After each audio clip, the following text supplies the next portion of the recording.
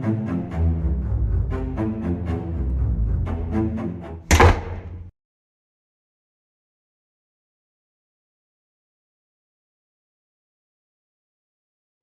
I need to turn that on, I think. Yeah. Good evening and welcome to the narrative. I am Stepfire.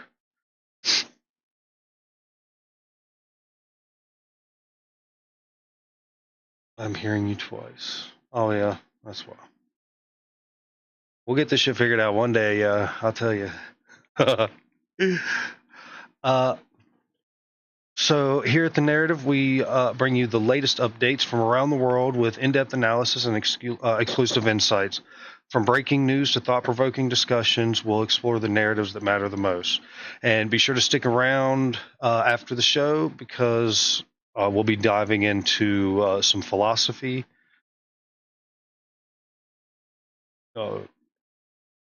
Somebody said no sound.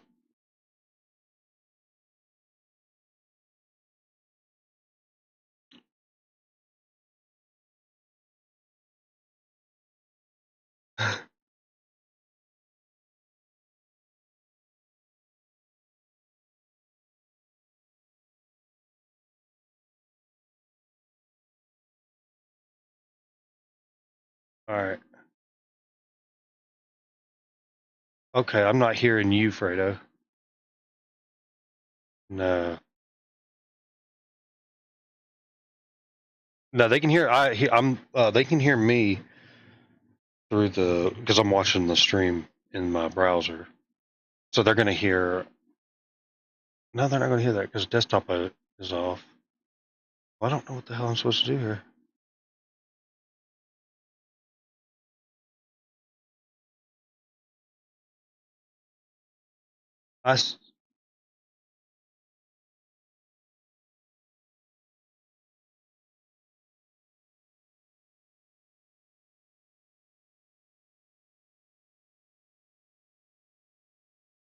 Yeah. Maybe if I turn desktop audio. Say something now. Something now. I mean, the bars are moving Saying again. Things. Y'all might hear some echo here for a second. Said. So I do apologize, but I got to verify that Fredo can be heard. Yeah. Maybe if I turn desktop audio. Say something now. Something now. Hello. Yeah. Mic test 1 2. Yeah, I just heard you come through the stream. There was one time. Oh, you're good. Yeah. All right. So that introduce yourself again, there, Fredo, because. And I am Fredo Fonzarelli. Thank you, Richard. In with the assist. Later on, we will be discussing the philosophy within our philosophy hour.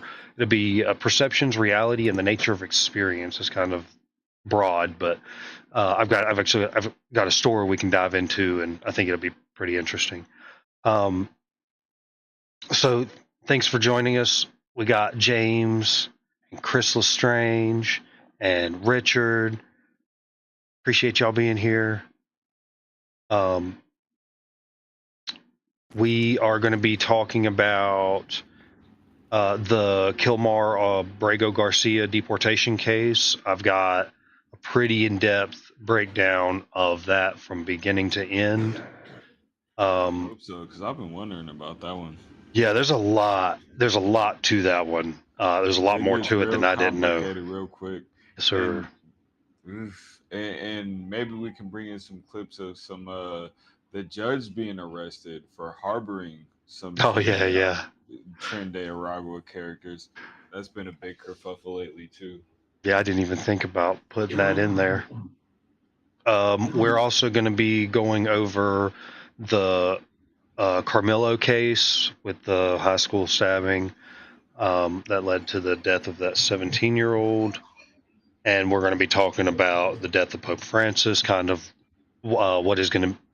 how he died, what's going to take place procedurally now, and how does the next Pope get elected.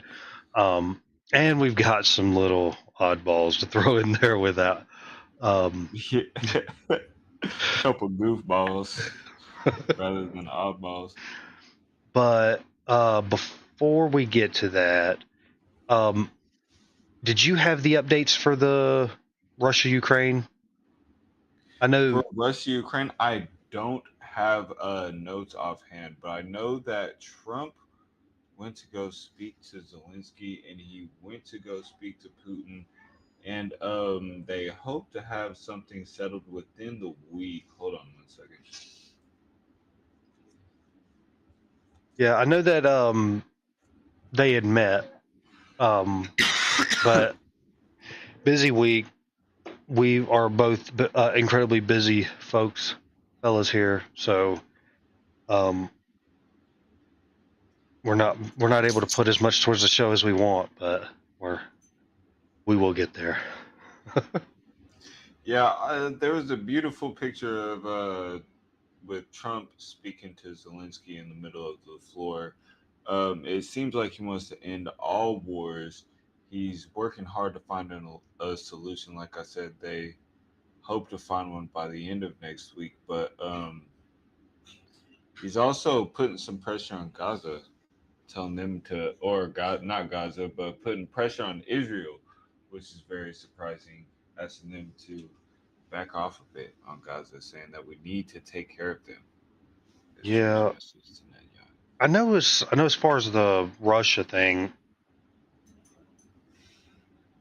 he was playing. Trump was playing hardball with Zelensky there at the beginning, saying because Zelensky was uh, playing like he wasn't going to be signing no deal because you can't trust anything, and Trump, stuck it to him pretty hard, and then you got the fallout from at the White House with JD Vance and all of that. But Russia hasn't actually come to the table, so I mean, Russia has no point to come to the table at this point. They've already won their war objective, like their win condition. They've already achieved that and then some. So if they can't take over the whole country, why not? Nobody is giving them any substantial sort of reasoning as to why they shouldn't just continue their crusade and take over the country that they have rightful belief to believe that is theirs, as noted like with whenever Putin laid out his country's history with Tucker Carlson in that interview whenever he went over to Russia. yeah, yeah. The I'm wondering though, because I know I only saw the headline. I didn't actually read the article, but where Trump had the article it claimed that Trump had said that he has to take a different approach with Russia because they're not coming to the table. And Trump did promise to try to end these wars, and in order to do that, he's pressured the one side and he's got them to the table, and that's great. But in order for peace to happen, both have to come to the table, and I'm interested to see what else can be done to try to leverage Russia to the table, um, short of NATO troops on the ground. I don't really know how you're Absolutely. going to draw Putin to the table. You can try to sanction Yeah, him some more, but because we can slaughter your people, we can take your whole country. We really have no reason to stop. Um, yep, like you can either surrender and become absorbed into Russia, or what? Honestly, like what deal can you really strike? You have to have an alliance. You have to have some sort of play on the field. If not, then Russia has no incentive to stop ravaging your country, and they can tear your country down and then rebuild in their own name. yeah, That's not a problem. yep. Creation from destruction. Um, so yeah, there's not really been much movement in that, but I know that there has been signaling that it might be time to shift gears with Russia. So kind of be on the lookout for that because if that shift comes, we'll be reporting it right here. Um, there was another update. What was the other update? I didn't write it down in the notes because I was doing the Pope cat part. Um, it was Russia, Ukraine. The other update was I'm not sure, Camilo Anthony maybe, or is that a full story? No, that was a full story. I'm not sure. Well, if you remember, we'll give it between um, one of the two of the stories. So we will move in. Fredo is having his own technical difficulties, so we unfortunately can't give you the weather alerts and updates. The weather, yeah. So we'll move into the first topic of the night. Deep dive into the Kilmar Abrego Garcia deportation case. And like I said, this is everything we know right now. And we do get into some of the narrative framing from the left and from the right to understand what the information is, and then how each one is using that information and parsing it out. So that should be interesting and probably a little controversial. But there's a lot that is at play in this story. So so on March 15th, 2025, Kilmar Abrego Garcia was deported to El Salvador despite having legal protection from such deportation. What's going on, King? Good to see you, man. Triggering a high-stakes legal battle between the U.S. courts and the Trump administration. This case has evolved into a constitutional showdown, testing the limits of executive power versus judicial authority, with the administration acknowledging an administrative error in the deportation while simultaneously refusing to comply with the court orders to return him. Obviously, there was some issues there, but we'll get into it. With some of the updates that happened in the past 7 days, there's been some movements on the story that Yeah, no, has kind of, I thought they had thought he was from El Salvador, and then it turns out he's really from El Salvador and he's really yeah, illegal. So you know what I mean? Like, yeah. what do you mean he's illegal? We shipped him out of here. So the judge ordering him to bring him back is just Well, asinine.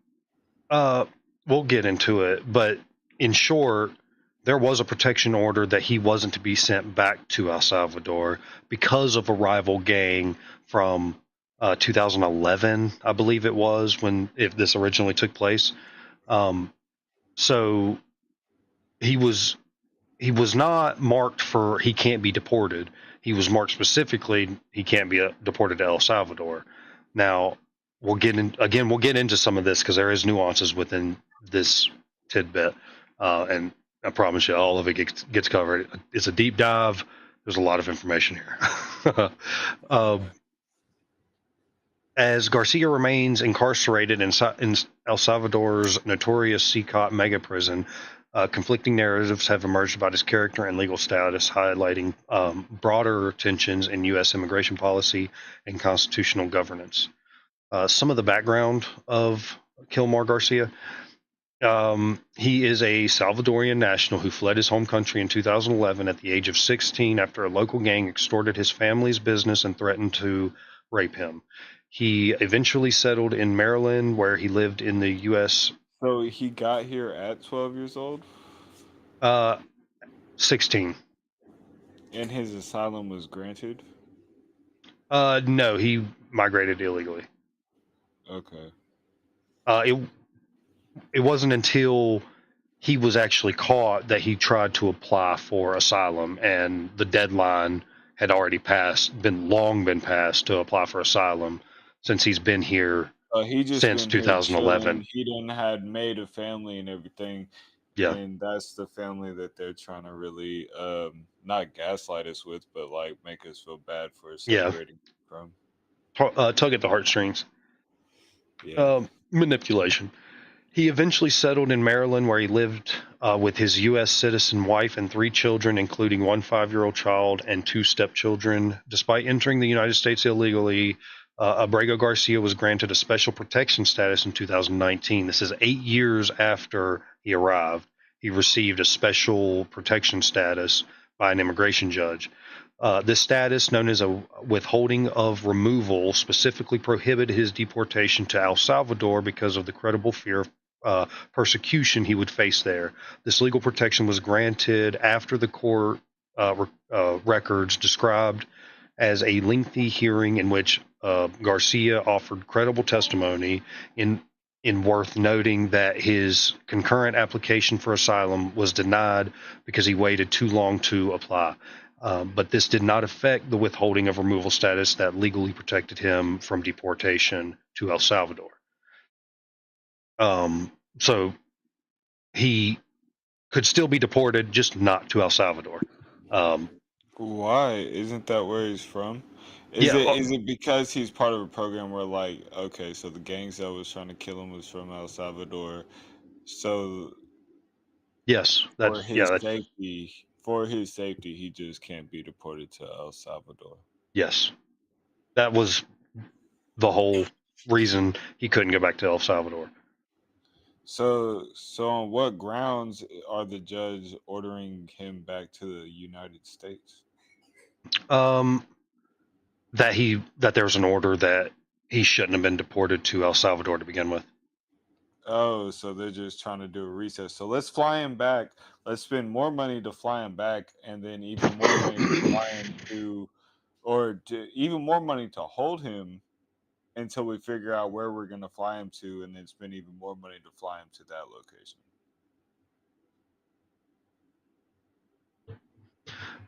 Yeah. I mean, when he gets back, if he does come back, I do believe that he will come back. Once he gets back, he's just going to be deported to Venezuela or somewhere else. It's not like he's coming back and he's staying here. He will be deported. That will be how this ends. The interesting aspect of this case is executive power when it comes to deportations. So stories. Shane Herbert says, or Ebert says, sounds like an attempt to use personalization bias to drum up emotions to disrupt the deportation. Guy's got a story that actually sucks. Yeah. I mean, I didn't actually dig into what exactly the credible testimony was, but a judge had heard it, and unless you're going to question what every judge says all the time, we kind of have to defer to that authority on that, unless it can be shown that there is a reason we should be second guessing them, and there has been obviously plenty of examples of those. I mean, it kind of honestly falls down to like what power trumps the other. Does the executive trump the judicial? Well, they're equal branches. So who wins out over the other? If the judicial rules that we should bring him back because he's unsafe there, why bring him back? Why not partially fund a relocation from there since he's already there? Like, I just don't get it. That might be what's in the works now. Like I said, there's been some movement in the past 7 days since last Sunday when I had wrote this up to be presented last week. There has been some stuff to take place, which we'll get into. Now it's some of the allegations against Garcia. The Trump administration has portrayed Garcia as a dangerous criminal, specifically alleging that he is a member of MS-13, a human trafficker, and a terrorist. On April 17th, administration officials released documents they claim show Garcia's alleged gang ties, though these allegations have not been proven in court prior to his deportation. That doesn't even matter. He's not a U.S. citizen, and he's been suspected of gang activity. That's enough for me to say, get the hell out of here. Yeah. um, Especially a gang that has been marked as a terrorist, like you're a terrorist. we've heard, Don't get nah. You know we've what been I'm hearing, saying? yeah, we've been hearing shit about MS-13 for, it has to be almost 10 years now. Just constant. You got to watch out for MS-13. So It's been longer than that. I was a fucking 10, 12, 13 year old watching Gangland on History Channel. I'm talking about, you know what I mean? Additionally, court records show that Garcia had a temporary order of protection filed against him by his wife in 2021, citing allegations of being slapped, hit with an object, and being detained against her will. However, this case was closed approximately 1 month later when his wife failed to appear for a court hearing. These domestic violence allegations have been highlighted by the administration in their characterization of Garcia, though they are separate from his gang allegations. So these are two of the attacks that the administration is using against Garcia. It's how they want to paint him in the public so that the public's not, why are you separating this family, but get this fucking criminal out of here, you know? So, Yeah. this, the deportation process. On March 12th, 2025, Garcia was stopped by Immigration and Custom Enforcement agents who incorrectly informed him that his immigration status had changed. Court documents show that ICE officers told him this change was due to the alleged MS-13 gang membership. So, following his detention, Garcia was transferred to a detention center in Texas and subsequently deported to El Salvador just 3 days later. This deportation was part of a larger operation in which the Trump administration sent 3 plane loads of alleged migrant gang members to El Salvador. Upon arrival, Garcia was incarcerated in the CCOT prison, the high security prison reserved for terrorists and gang members, under an agreement between the Sorry, Trump administration and the Salvadorian government. Yeah, 3 days. They was like, "Oh, we I mean, got you. that's You what gone." that's what the leftists be saying though, is like we deport this motherfucker. I understand that like he's been here so long and blah blah blah blah, but he didn't come through the proper channels. He built a family. He's never even bothered to like appeal to the courts and be like, hey, look, I'm here, I'm working. Like, can we make something happen? Because in all reality, that is something that could absolutely happen.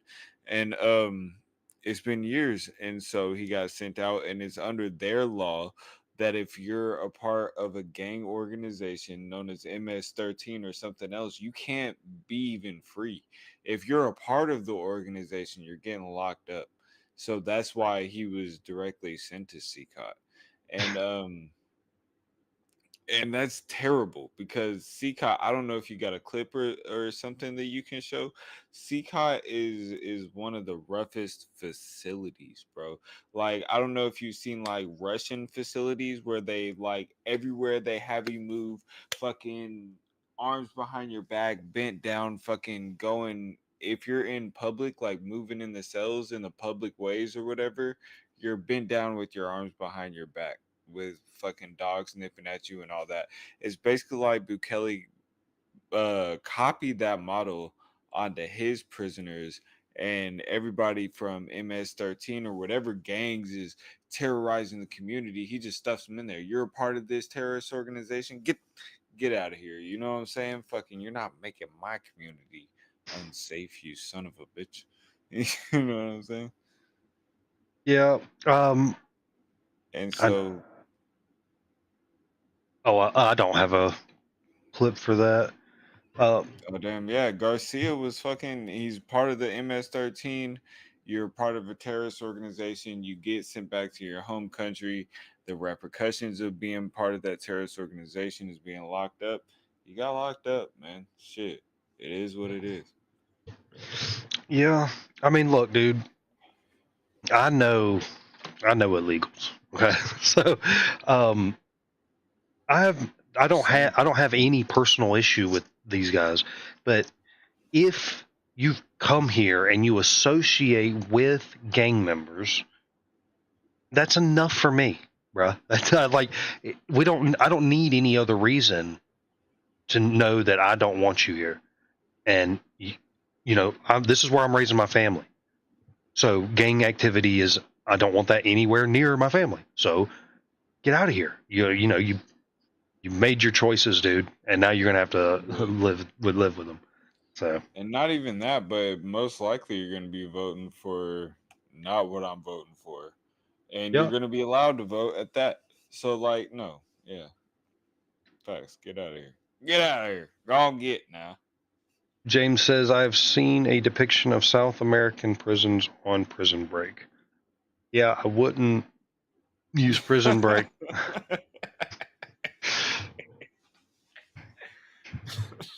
I mean,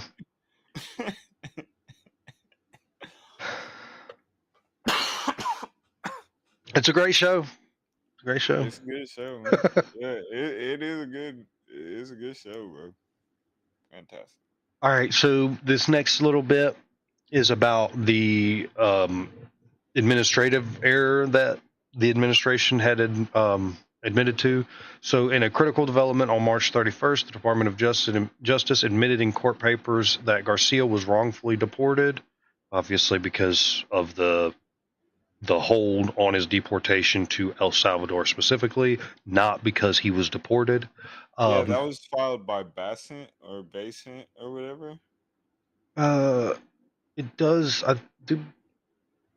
Uh, oh wait, that was a no. This was back in 2019, and I don't have the name of the judge for back then. I do have some of the newer judges that are in Is play, it but Basant the one that scheduled his turnaround on the plane? oh, you're Scott Basant yeah, or it's something to that effect. I I know could be wrong. his name's in here, so as soon as we come across it, um, an ICE official confirmed in a sworn declaration that Garcia was removed to El Salvador because of an administrative error, despite the agency being aware of his protection from removal to El Salvador. This admission came as a part of a lawsuit filed by Garcia's attorneys challenging his deportation. Despite acknowledging the error, the DOJ officials maintained that Garcia was still under a final order of removal for deportation, claiming that the government has rescinded his protection legal status due to Hold his on. What was the error? I must have missed it. What was the error? the Like administrative official? error Yeah. deporting him to El Salvador when there was a court order that he is not to be deported to El Oh, Salvador. but that was 2019. Yeah, he was granted the order in Oh, it was just like a whole. 2019. Yeah, Okay, okay. so they threw him out, and then it's like, hey, you're not supposed to do that, and they were like, oh well, oops. It's kind of understandable then that a judge would tell him to bring him back, but Yeah, I believe, like I said, I think it gets into that because we got a lot to get through with this story. oh my bad, my Where bad. we haven't even scratched the surface of it yet. Yeah, yeah, let's go. What was it? Despite acknowledging the area, the DOJ officials maintained that Garcia was still under the final order of removal for deportation, claiming that the government has rescinded its protected legal status due to his purported gang ties, as alleged by a confidential police informant. This created an unusual situation where the administration admitted to a procedural mistake while simultaneously defending the substantive outcome. So,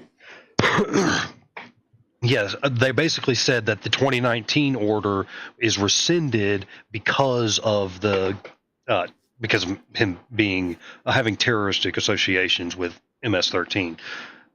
That was on the grounds by which they sent him. Even though the order was there, they're claiming that the order is revoked outright because of the gang affiliation. Was that legally filed? Like the feds counterfiled a suit to whoever made the first motion to Uh, keep him here? no, nope. Oh, He was just sent packing. This is more like a that's kind of crazy, bro. yeah, it's more like a cleanup job That's kind in of that way. crazy, bro. So, but again, where I stand is you do have these ties to MS-13. There is credible evidence against you. That's where I stand too. You're You still know what I'm gone. saying? I don't Like give a you shit. part of the yeah, you part of the tip. We're gonna ship your ass to Aboriginal Australia, nigga. Get the fuck on out Madagascar. of I don't here. give a shit, dude. Yeah, get the fuck on out of here. You know what I mean? But at the same time, as the law stands, that's kind of crazy, bro. So now we're going to get into some of the legal battle that has ensued from some of this stuff. On April 4th, U.S. District Judge Paula, I don't know how to say this bitch's last name, Xinis, I think it is, Xinis, Paula Xinis. Xinis Yeah. Zenith. Yeah, that Um, sounds about right. she held a hearing in Maryland where she granted a preliminary injunction ordering the government to facilitate and effectuate Garcia's return to the United States by midnight on April 7th. During the hearing, the judge asked the DOJ attorney Perez Ravini, damn, that's a name, under what authority law enforcement officers had seized Garcia. Ravini responded, Your Honor, my answer to a lot of these questions is going to be frustrating, and I am also frustrated that I have no answers for you on a lot of these questions. That's weird. That's a weird Yeah, opening well, statement. That was in his opening statement. that was just, she had just asked A him, prop, a propos of nothing. She asked him what? I'm sorry. she had just asked him on what authority he was seized and removed. And he's basically saying, "Yeah, I have no answers for I don't fucking know. you." This initial court order set the stage for what would become an escalating legal confrontation between the judicial branch and the executive branch. On April 7th, the Supreme Court temporarily paused Judge Zinnis's deadline while the justices weighed the case. However, this pause was short-lived. On April 10th, the Supreme Court issued an unsigned order with no dissenting votes requiring the Trump administration to take steps to facilitate Garcia's release from custody. The words being used here are important. Facilitate, because the Judge Zinnis wanted them to facilitate and effectuate, whereas the Yeah, Supreme Court just ordered him to facilitate. I've heard it termed like, you know what I mean, like calling somebody an Uber. You know what I mean? I don't remember where I heard it at, but there was like you can make the arrangements, but if other laws like obstruct that or something, what can you do? You know what I mean? As a Yeah, facilitator. it does get into this a little bit with the president. I don't remember is Bukele? Is that the president of El Salvador? El Salvador? Kelly, Yeah. yeah. Um, it does get into some of this on why this wording is important, because to facilitate just means to To set assist. it up. Yeah, to set it up. Yeah. But to effectuate means to cause it to happen. Well, he's in another country, so we can't force El Salvador to put one of their prisoners on our plane. We just have to make sure the plane's there in case they would do Yeah, I feel like that. you could satisfy that law by like just showing in all good faith you tried to make it happen and you tried like, you know what I mean, you Yep. offered the money, you offered like, you know, the flights, whatever. Excuse me. Yep. And if the other country wasn't about it, then they weren't about it. What could I do? My hands are tied. It was a raw deal. Yep. So these words are important for how both the administration and the judicial branch are arguing this stuff out as it plays out. The words that are being used are important. Um, where was it? Where was it? The unanimous. Wait a minute. The Supreme Court issued an unsigned order with no dissenting votes, which means 9-0, requiring the Trump administration to take steps to facilitate Garcia's release from custody. The court directed that his case should be handled as it would have been had he not been improperly sent to El Salvador, which just means deport him. We're not stopping you from deporting him. You just can't deport him to El Salvador. Following this ruling on April 11th, Judge Zenas demanded that the government provide daily updates to Garcia's case, including information about his location and steps being taken to return him to the United States. The judge's order highlighted the growing judicial frustration with the Trump administration, apparent resistance to complying with court directives. This is the Trump administration's legal response. Rather than complying with the court orders, the DOJ filed additional legal arguments challenging the judiciary's authority in this case. On April 13th, the DOJ attorney argued that in a court filing, the federal courts have no authority to direct the executive branch to conduct foreign relations in a particular way or engage with a foreign sovereign in a given manner. They further claimed that this was the exclusive power of the president as the sole organ of the federal government in the field of international relations. So this was actually pretty interesting because we are dealing with El Salvador now. You can't tell the president how he must engage in foreign affairs as the judicial. That is not your role. You have absolutely no power or jurisdiction over how he handles foreign relations. So that was their initial response to all of this going on. On April 15th, the DOJ stated in another court filing that if Garcia were to return to the U.S., he would immediately be detained and removed to either another country or back to El Salvador if they succeeded in terminating his withholding from removal status. Later that day, a federal judge indicated that holding the government in contempt of court was not being ruled out. That was is it Boasberg? Isn't that the guy you're talking about? No, I thought his name was like Bassin or something. It might be Boasberg, yeah. No, that was the one who initially was saying, yeah, you're right, Boasberg, who initially told Trump to bring Garcia back. Yeah, I'm trying to see if I can. I think it is Boasberg.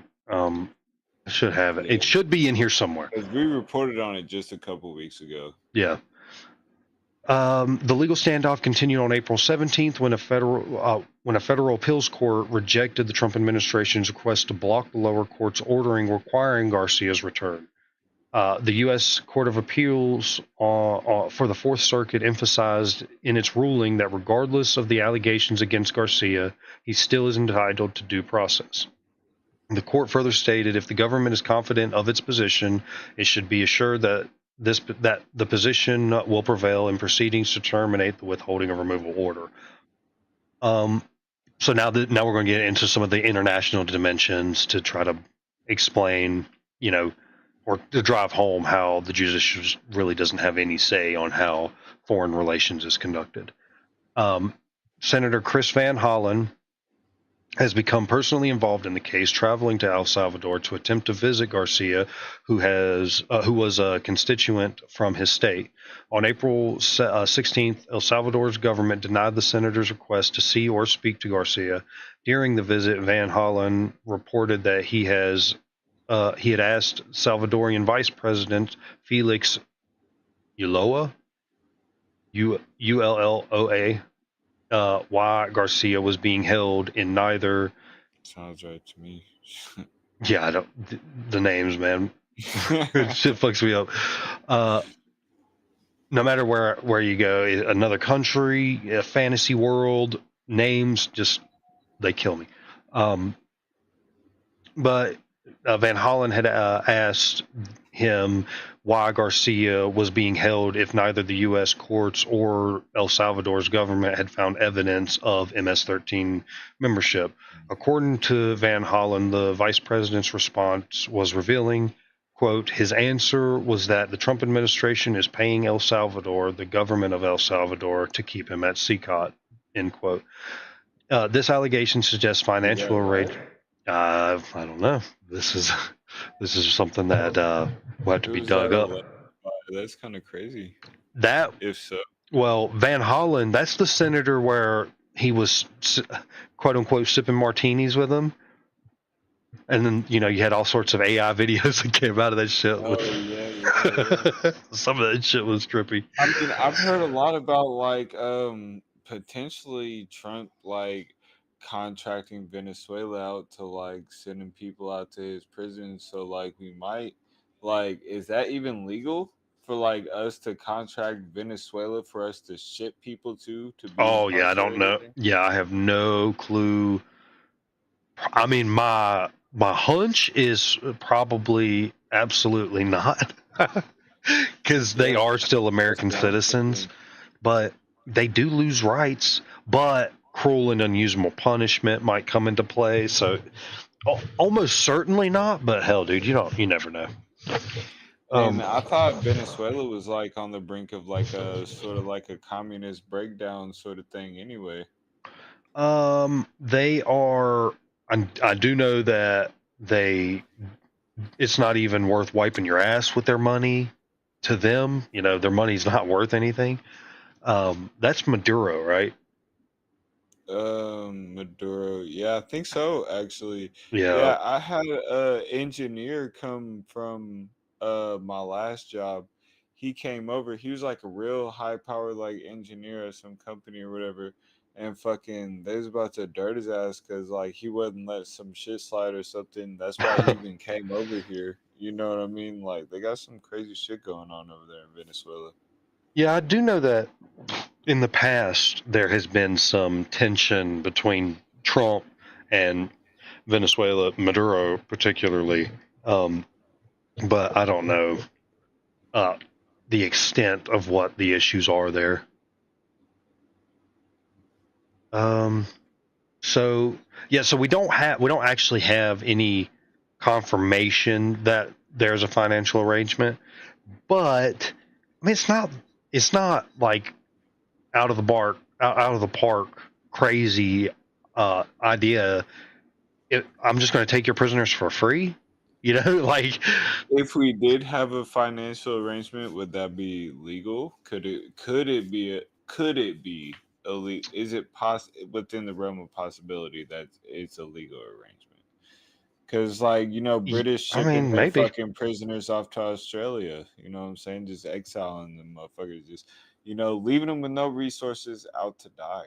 That could be seen as cruel and Would it unusual been punishment. would it have been worse if they received money to do it? Because basically they didn't. They That would just have sent been them kind off. of a lot worse, to be honest. Like that's kind of crazy, bro. Well, I mean, I don't see why Bukule would take uh, prisoners for free. That doesn't make any sense. So and yet the Yeah, president I no does. no no no no. Them taking them for free would not be worse, but like actually no. No, I'm saying I don't see any reason why he would take prisoners for free. Yeah, I don't either. So a financial arrangement that doesn't seem um, outlandish to me. The president does have the authority to spend money that Congress has allotted for it to be spent in whatever particular area it's being spent. So it really does get down to the particulars on whether or not it's legal or not. I have no, I have no clue. That's another one of those things we have to wait and see how that plays out. It's probably bullshit. This Van Hollen character is a doofus. So uh, I'm not we could taking. probably What's that? we could probably dig into the law and figure it out, but fucking I don't. It doesn't sound like it's too legal to me. You know what I mean? Maybe. Shipping incarcerated people off to other countries is kind of wild. It's wild work. But if it's under the prescription of the law, then it's under the prescription of the law, and there's nothing the judge can do. Oh, I was speaking prisoners, um, Same. deported prisoners. So like illegal aliens that got sent out. I was speaking in different contexts. Yeah, I don't think that it's going to be legal whatsoever to send American citizen prisoners to other countries. Yeah, That's actually been a thing that's been talked about too. Like Trump has been that's been a thing that's been discussed is yeah. yeah, if you're associated with some sort of terrorist gang or organization that is marked like sort of terrorist, but that might just be conspiracy theory. It might not just be, you know. Yeah, like I said, I'm not taking anything from this Van Hollen guy seriously. Yeah, So, yeah. um, these allegations suggest financial arrangements between the two governments might be influencing the handling of the case. After initially being denied access twice, on April 7th, Senator Van Hollen was finally able to visit Garcia at the Seacop prison. So now we're going to get into some of the executive versus judicial authority. The Garcia case has evolved into significant test of power relations between the executive branch and the courts. President Trump, upon entering office in January, pledging that his immigration crackdown would deport the worst of the worst immigrants to offshore prisons, invoking the 18th century Aliens Enemies Act to carry out removals with little to no due process. The administration has justified this approach by arguing that gangs like MS-13 constitute a hybrid criminal state that is invading the United States. This case specifically highlights tensions over who determines when constitutional protections apply to non-citizens. Attorneys for Garcia have emphasized that due process requirements must be followed regardless of the allegations. If he is a gang member, you have to prove it in court. If he is a But domestic abuser, you have to let me because dude, let me oh, finish the quote and then we so the quote from the lawyer, if he is a gang member, you have to prove it in court. If he's a domestic abuser, you have to prove it in court. If you want to revoke his withholding grant, the government is capable of doing that, but you have to prove it in court, end quote. All right. Oh well, that just stomps all over my shit. I mean, is it legal precedent that you have to prove it in court? Like fucking, if there's legitimate proof that he's tied to an organization and there's law like backing that up, that you can just send them out of the country, is that not due process? Well, sure. It's complicated, but the way that I simplify it is the United States government is tasked, its sole purpose is to protect the rights of its citizens. Illegal aliens are not citizens of our country. They are not owed or due any rights whatsoever. So if we, for any reason whatsoever, if we don't want them here, we should be able to get rid of them. Yeah, due process is just due process. How we carry that shit out. Standard operating procedure for how we do things. That's due process. So if you're an illegal immigrant, then we fucking ship you back to where you're from, and that's due process. You understand? Like, I don't know. Yeah, that's basically what I was. So, I mean, yeah, I mean, because that's the delineation point at which. So if it's an American citizen that's being accused of being a gang member, no, you can't just send him to El Salvador. He does have constitutional rights as an American citizen. Bay at? Yeah, but that's our shit. You know, El Salvador is not us. That's another sovereign. Where is that at though? Guantanamo Bay. I don't know the exact location. It's like Cuba or something. Yeah, it's supposed to be down there in that area. But that's still our territory. That's still America. If we owned El Salvador, it wouldn't be that. I mean, if we got a contract with somebody, it's basically us running the shit. I mean, I don't know. I mean, maybe there would be some room to move there, but I don't think you could make the case based on, because the judiciary is supposed to protect the rights of the people, and if it's sending people off to other countries, that could fall under cruel and unusual punishments. What if these guys have families? Now you've sent them to another country, they will not be able to see their family at all. This could be considered cruel and unusual, but a lot of that is subjective, even though they do have some court decisions that do help narrow down a little bit. It's still pretty vague enough that, you know, there's a lot of play in the joints. Yeah, I still stand on like put motherfuckers to work. You know what I'm saying? Like, why ship them off whenever you can have them be a boon to our economy and our infrastructure? Yeah, I mean, yeah, sure. Like, I mean, you can make the argument of slave labor or whatever, but I mean, yeah, but I don't. Slave labor always immoral? You know, come on. No. Come on. Nah. Nope. Again, I think that a prisoner has signed away. They do owe a debt to society. So it's not technically slave labor. it is paying off a debt you owe, and you're being held to that.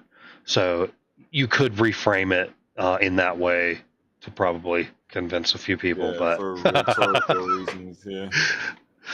right, we're almost wrapped up. This, like I said, this was going to take a minute because this is a lot to this case, but we are almost at the end of this. Let me see. We've read that.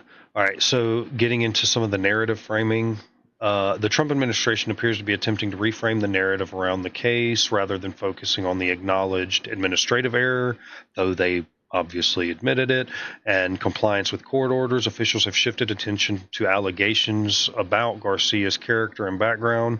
On April 17th, the Department of Homeland Security posted on social media that Garcia is not a sympathetic figure and not the upstanding Maryland man the media has portrayed him as. This approach. Go ahead. I was just laughing. Oh, okay. This approach seems designed to garner public support for the administration's position despite the legal setbacks. As described in one source, the president is trying to rewrite the narrative of the Garcia's wrongful deportation as a dispute about illegal immigration rather than the rule of law. Presidential advisors reportedly view this stance as politically advantageous, with advisor Stephen Miller describing this as an 80-20 issue based on hypothetical percentages of the voter support. Though, if you ask people, should illegal gang members be deported, that is going to be an 80-20 issue. I mean, maybe not now.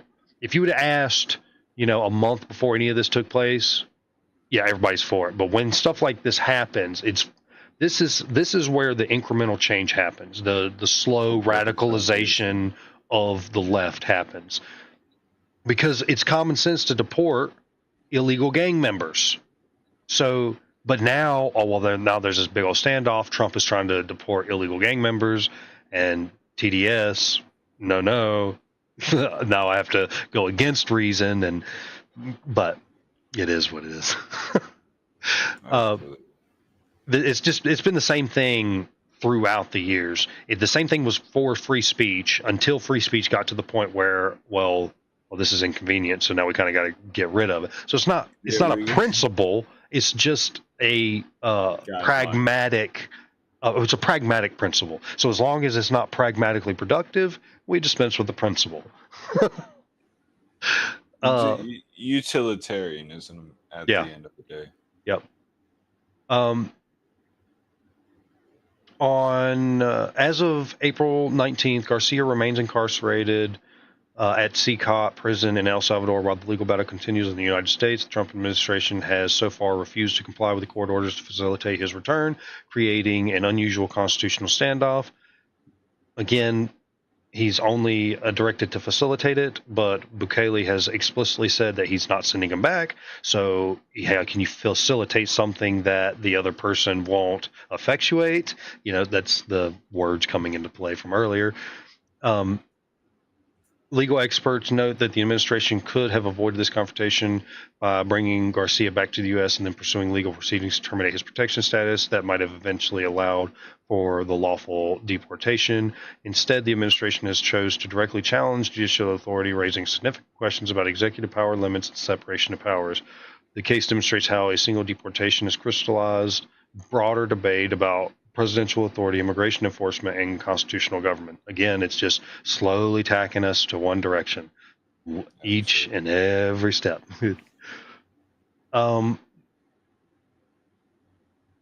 So, I mean, that's basically all I have. I do have the update for the past few days, but I've got to go find that because I did not copy it over into the show layout. Yeah, my bad, bro. No, not you. It was me. This was my shit.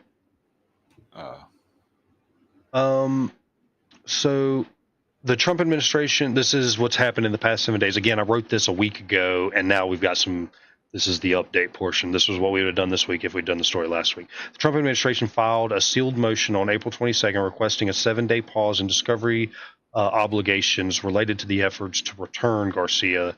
This followed the U.S. District Court Paula Zenas's April 23rd order demanding daily updates on reparation efforts, which the administration has resisted by invoking state secrets and attorney-client privilege. While the contents of the filings remain confidential, Abrego Garcia's legal team agreed to the pause, prompting speculation that diplomatic negotiation or logistic steps for his return might be underway. The administration's abrupt shift from defiance to procedural cooperation marks a potential inflection point, though but its motives remain unclear. Um, that is, let me see. Bukele. All right. So, El Salvador's President Bukele escalated tensions on April 22nd by offering to exchange 252 Venezuelans held in CCOT for political prisoners in Venezuela, a move seen as deflecting scrutiny from his collaboration with Trump. This proposal complicates U.S. efforts to what is that? Repatriate detainees as Bukele continues to reject responsibility for Garcia's return to the U.S. despite U.S. orders. So it seems that Bukele is not cooperating in sending him back. This might be something that, again, you have no clue what's going on behind the scenes, because I could easily see Trump saying, look, in public, I'm going to tell you, you need to send him back. But if you don't, I'm not going to be mad at you. So, Yeah, exactly. I but mean, that wraps up everything that I've laid out as far as the Garcia case. well, sounds good, man. I'm of the same mind you are. If you're part of the organization that's for the downfall and neglectful of the community, shift them off. I'm not even adverse to like people who are egregiously obstructing others' rights being shipped off to El Salvador. Get the fuck out of here. You know what I'm saying? Like, I really don't care, bro. So that one story ate up a lot of time. I knew it was going to eat up a bunch. I didn't know it was going to eat up that much. Oh wow. Um, Jeez Louise. Hello, Eternal. How are you? Eternal. How you doing? So I'm thinking that we can push the Pope story till next week, and we'll go over the Karmelo case real quick that you've got laid out. Um, Um yeah, so for those of you that don't know, the the Carmelo Anthony case, a Texas high school tragedy and its aftermath, the fatal stabbing of a high school student at a Texas track meet has generated national attention, raising discussions about juvenile justice, self-defense claims, and community response. This case has developed rapidly since early April 2025, with legal proceedings, public reactions, and growing tensions surrounding the incident. The incident at Frisco ISD Stadium on April 2nd, 2025, what began as a verbal dispute at a high school track meet ended in tragedy when a 17-year-old Austin Metcalf was fatally stabbed by a fellow 17-year-old Carmelo Anthony. The stabbing occurred during the University Interscholastic League's District 11 5A Championship track meet at Frisco ISD's Cuckendale Stadiums in Texas. According to police reports and witness statements, the altercation began when Metcalf approached Anthony, who was sitting under a tent belonging to Metcalf's team. Metcalf reportedly asked Anthony to move, leading to verbal exchange. The situation escalated when Anthony allegedly reached into his bag and warned Metcalf, "Touch me and see what happens." When Metcalf grabbed Anthony to move him, Anthony allegedly pulled a black knife and stabbed Metcalf once in the chest. And that's kind of crazy because, like, A lot of people are saying it's not self defense because you weren't supposed to be there in the first place. It's not self defense because you had a weapon on school grounds. But it's like, regardless of where you're at, um, well, that's probably not a good argument. Not like regardless of where you're at, but you're a high school student, like you're an athlete. If you were just trying to get out of the rain within a tent and somebody tries to violently move you, it doesn't say like in the report what it is. You know what I mean? Would you not have the onus on yourself to defend yourself? You know what I mean?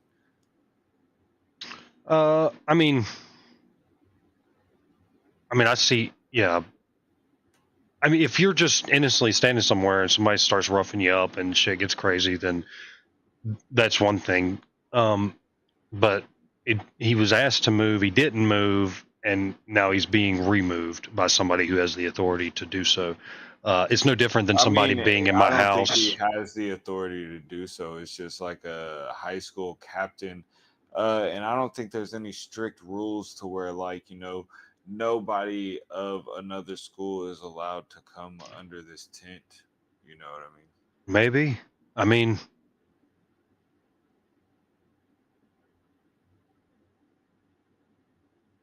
Because reports say he was skipping school. You know what I mean? Things like that. Um, Carmelo or Metcalf. Karmelo was skipping school and he wasn't even supposed to be at the track meet. But he was also an athlete on the track team, so I don't understand why he was there unless you know what I mean. He was participating. Wasn't it? Wasn't the two kids from different schools? They were from different schools. Both schools were participating in the track meet, as far as I understand. And And the and um, the tent for that was set up, was that the school's tent or was that a private tent? I believe it was a school's tent. I think it was for the school's track team. Hmm. And he was under there, but I don't think there's like I haven't heard of any, and I don't. Excuse me. Not I don't think there's like because there could be not, but I don't think there was any exclusive rules, or I haven't heard of any exclusive rules like barring other students, because you know what I mean. Friends have friends from other schools all the time. If somebody wants to come over and grab a fucking Capri Sun and eat some orange slices and say what's up to the other school, I don't see them seeing that as a problem. You know what I mean? Well, I'm gonna have to mull that over because I was under the impression that this was a private tent that he was asked to move from, I and don't think it was a private tent at all. I think it was, a tent for the track team I mean for this. them to cool off under at like between sets and between sessions and shit. I mean, yeah, it could have been just complete presumption on my end. I just It's the assumed that it same would with have, me. but um, yeah, I mean, I guess that would be a crucial factor. I mean, because you're right. If it is the school's tent, I mean, barring like, because an analogy that Because if it you was could use, Austin's tent and like him and his mom and his dad set it up and he's like, "Get the fuck out of my tent, dude."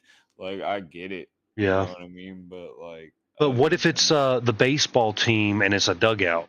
Can you go sit in yeah. the enemy's dugout I while? mean, no, that's kind of different. Yeah, but what But would like be? if your set is over, like if you're running 100-meter dash and the 100-meter dash is finished and you got some friends over there over at whatever high school, you want to go over and say what's up and eat some orange slices and drink some Capri Suns. I don't see why that would be a problem, and it never has been in my, what I mean, athletic experience. Yeah, I mean, fair enough. Yeah, I'm gonna have to look into. we need more information is what we need. Yeah, no, we need for the video to come out because I Yeah. think I don't know. This isn't, this is just speculation, but I think they have a video.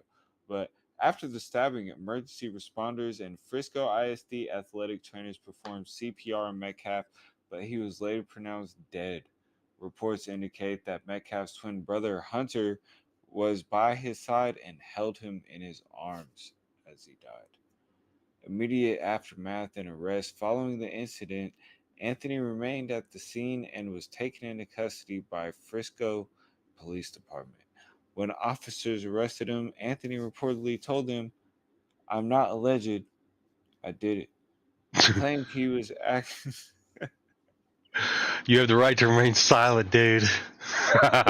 Yeah, man, just ask for a lawyer, They're not reminding you that you can stay silent. They're suggesting you stay silent. Yeah, yeah, absolutely. Uh, Oh man, people are wild. And claimed he was acting in self-defense. While being transported to the police station, he asked officers if Metcalf would survive and questioned whether his actions could be considered self-defense. Anthony was charged with first-degree murder and initially held on $1 million bond at the Collin County Jail. Now, I don't understand how it could be first-degree murder. Like from the witness reports, like first-degree murder involves premeditation, right? that's probably the touch me again and see what happens part of it, I would assume. Or maybe I mean, having but the knife to begin that's the with same would be the thing. That's predicate. the same thing as like if you come on my property to like somebody who's aggressing against you, because Metcalf was the one, by all reports, Metcalf was the one who like came with the aggression. He aggressed against him. You can't be in this tent. Whatever. He was the one who tried to expel him out of the tent, right? So if somebody's coming to my yard like, motherfucker, I'll kill you. And I'm like, hey, bro, if you get on my property, I'll kill you. And then he gets on my property on the same shit and I kill him. Am I in the wrong? Um, so you had said that uh, if oh shit, If somebody is in the middle of the street, not in my yard, in the middle of the street, yelling that they'll kill me, I was like, if you cross my property line talking that crazy shit, I'll kill you. And he crosses my property line talking that crazy shit about how he'll kill me and represents a presentable threat about how he'll kill me and I kill him. Am I? yeah, that I would see that as self-defense. If it's your property and they're approaching and they're making any sort of credible threat, obviously a I mean, it's paraplegic not can't be threatening invalid. to beat you with a bat or something. Uh, Yeah. the the problem, that's one of the problems with like having a reasonable standard, is because what's reasonable to one person what is not necessarily reasonable to another. Particularly in these edge cases. So, um, but when it's clear cut as that, coming in, for instance, you see that the guy is hollering at you, talking about he'll come and take you out, and he lifts his shirt and he's got a Glock tucked into his belt. And then get out Well, of there, yeah. well, if you step across that property line, if I haven't shot you yet, you're going to be shot. So, because if you make a credible threat to me and you show that you can back it up, then I'm completely justified in ending you and stopping that threat. Absolutely. Hell yeah. Well, shit. Anthony was charged with first degree murder. Oh yeah, no, we already went over that. Legal proceedings and bond hearing April 14th. The bond hearing happened on April 14th, and a closely watched bond hearing was held at Collin County Courthouse before Judge Angela Tucker of the 199th District Court. That's The bullshit. You courtroom. got easy names, dude. Easy Yeah, bro. names. Damn you! You Angelina give him the Tucker. easy ones. The courtroom was heightened security measures in place with both the Metcalf and Anthony families seated in opposite sides. During the hour-long hearing, Andrew Anthony, Carmelo's father, was the only person to testify. He spoke about his son's character, noting that Carmelo was an A student and had been a captain of both football and track teams. This testimony claimed to demonstrate that Anthony would not be a flight risk or pose danger if released on bond. And this is just something I want to say because Carmelo Anthony was also a 4.0 student. And like they wanted to post this picture of him being like a gang member, like him posted up with a strap or whatever, and that shit was a BB gun, and there was like other white folk in that picture, you know what I'm saying, with him. But fucking bro, Austin Metcalf really had like straps on him in pictures and shit, but they want to post him as a danger. But I understand Austin Metcalf was just hunting. It wasn't like he was trying to be a gangster. It wasn't like he was trying to be tough or anything. But it's kind of crazy how they just tried to position that. I can't believe you Um, just used butt fucking on my stream. but fucking, bro. No pause. No pause. Just Tucker. Judge Tucker ultimately reduced Anthony's bond from 1 million to 250,000 to a quarter million, emphasizing that bond is not a form of punishment and does not speak to guilt or innocence, but is intended to ensure the defendant appears in court. Dates, release conditions, and current status. Following the bond reduction, Anthony was released from jail and placed under strict conditions. House arrest with an ankle monitor, permissions required from the court before leaving his home, constant supervision by parent or designated adult, no contact, no contact with Austin Metcalf's family, weekly check-ins with the court bailiff, limited meetings with attorney that must be pre-approved by the court.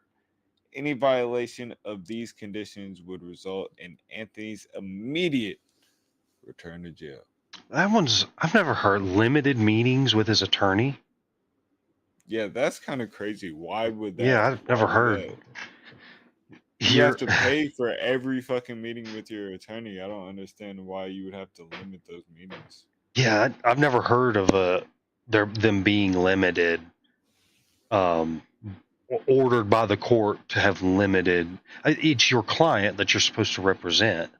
At any time, if the client wants to see their attorney who is representing them in court in a case in which I've heard people talk about the death penalty, then you should be able to talk to your lawyer as much as you fucking want.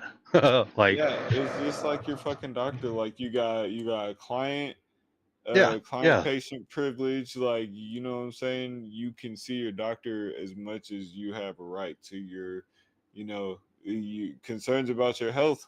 I don't see why the same shouldn't be the same for a lawyer. yeah, yeah. I mean, that one is strange.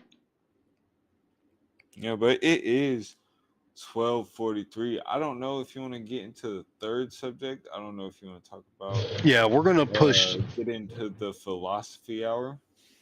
Um, yeah, I mean, we can. That one's not very long. And we can just explore it for however long we want to. And then, are we doing Discord? Is that how we're doing, Colin? Collab cam. You can just share the collab cam link in the chat. But Oh, hold on, let me go piss before you share it. Or you can share the link, I don't give a fuck, but I'll all be right, right back. All right, all let right. me piss.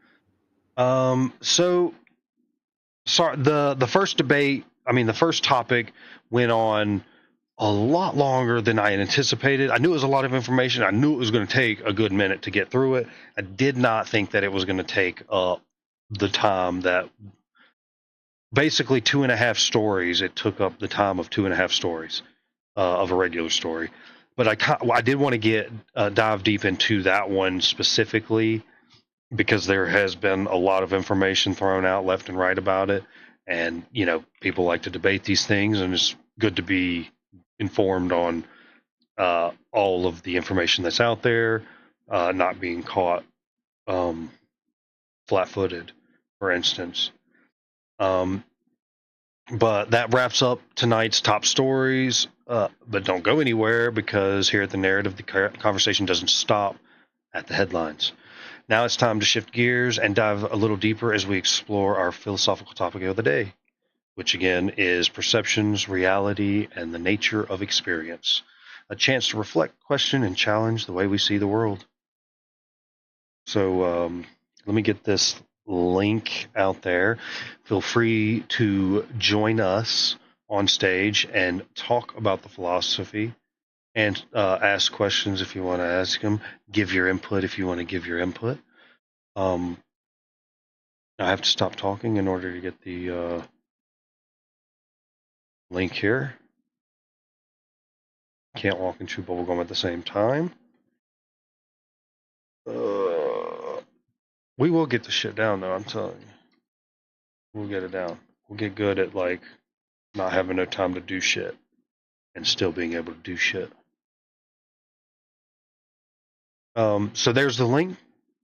Fredo will be back in just a minute. And once he's back, I'm here. My bad, buddy. oh no, you're good. Had to take a big old piss. All right. So perceptions, reality, and the nature of experience. So I was scrolling through last week when we was compiling stories for the show we were going to do last week. Then Easter hit, and I was like, you know what? It's Easter. We're not working today. What's going on, Spaceman? Spaceman, what up, dog? Um, I ended up coming across a story just completely random, and some of the philosophical implications was kind of interesting. So we're going to dive into that a little bit. And simply put, scientists have uncovered a previously unseen color.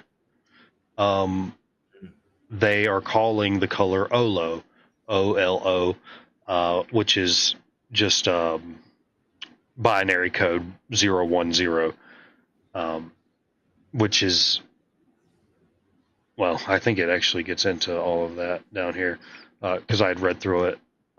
Researchers at the University of California, Berkeley have discovered a new color called Olo, which can only be perceived through laser manipulation of the retina, as reported by The Guardian.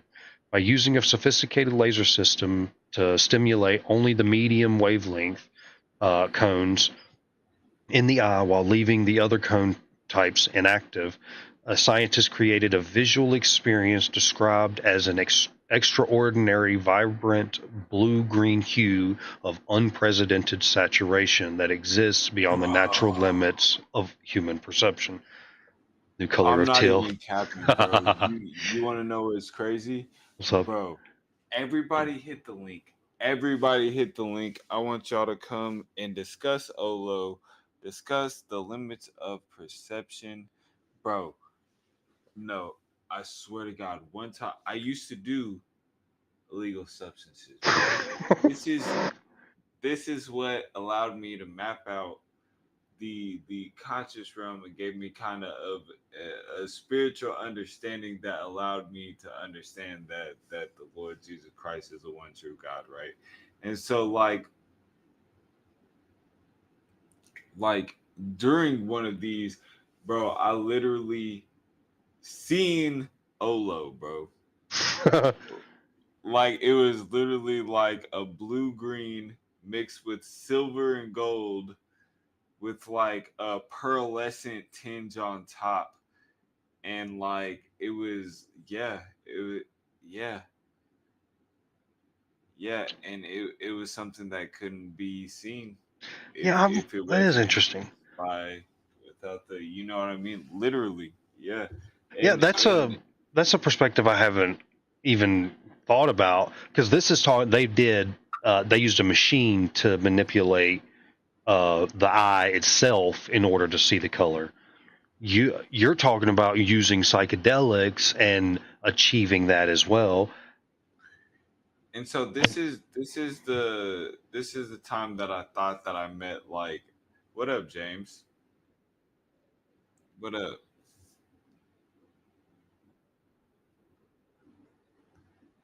Oh, is James up Yeah, here? it was a little bit of yeah. You got him up here. You have to bring him up. I'm over here, man. He's got them up here, bro. I don't even hear But him. nah, you don't hear James? Nah. That's crazy work. Put collab cam on or enable collab cam audio and whatever Oh, you're. here we go. Yeah, I had to add him. That's right. Yeah. So no, it was some DMT, bro, and like I blasted out like I literally thought I found God. You know, it's just demon We'll shit. You just throw know you how up that there. go. But we can get into that in a different philosophy hour because that would actually be a good philosophy hour. James, But can you give us a mic check? I did not hear you. you did not hear him. Nope. Does he come up as a different? No, all the channels are open. Maybe. Yeah, I see him up here. I just don't. Was this and source? You don't hear him? Nah. It's weird because I can hear you. Hit test audio in collab cam. What are you drinking on, James? Corona. Let's go, baby. Lab Hell cam. yeah. I don't see a A test. bit of lemon. Why you don't put lime in there? Okay. I was about to say, yeah. A little bit of lime. Just a little bit of lime. But all right, so you can. That's weird. Why can you hear him, What? but I can't hear him? And if I can't I hear don't him, know, man. then they can't hear him. That doesn't make any No, sense to me. can they not hear him? Chat, put a one in the chat if you can hear James. Yeah, they're saying they can't hear him. Why is James crying? Cause he just got dunked on. I ain't even lying. Yeah, everybody come up. King come up. Spaceman come up. Eternal come up. Everybody come up. You see him, but you can't hear him. No audio. Whatever you did to me to make it to where they could hear me, do the same thing to James. I don't even. I don't remember. You don't Oh, wait a minute. remember? Collab cam. I got something here. Hold on. Collab cam 1. That nigga said 4. No audio. No, they can't hear you. But I've seen Ola. I've seen Ola. No, it did. Your icons match my icons. Everybody, can you hear James? Speak, James.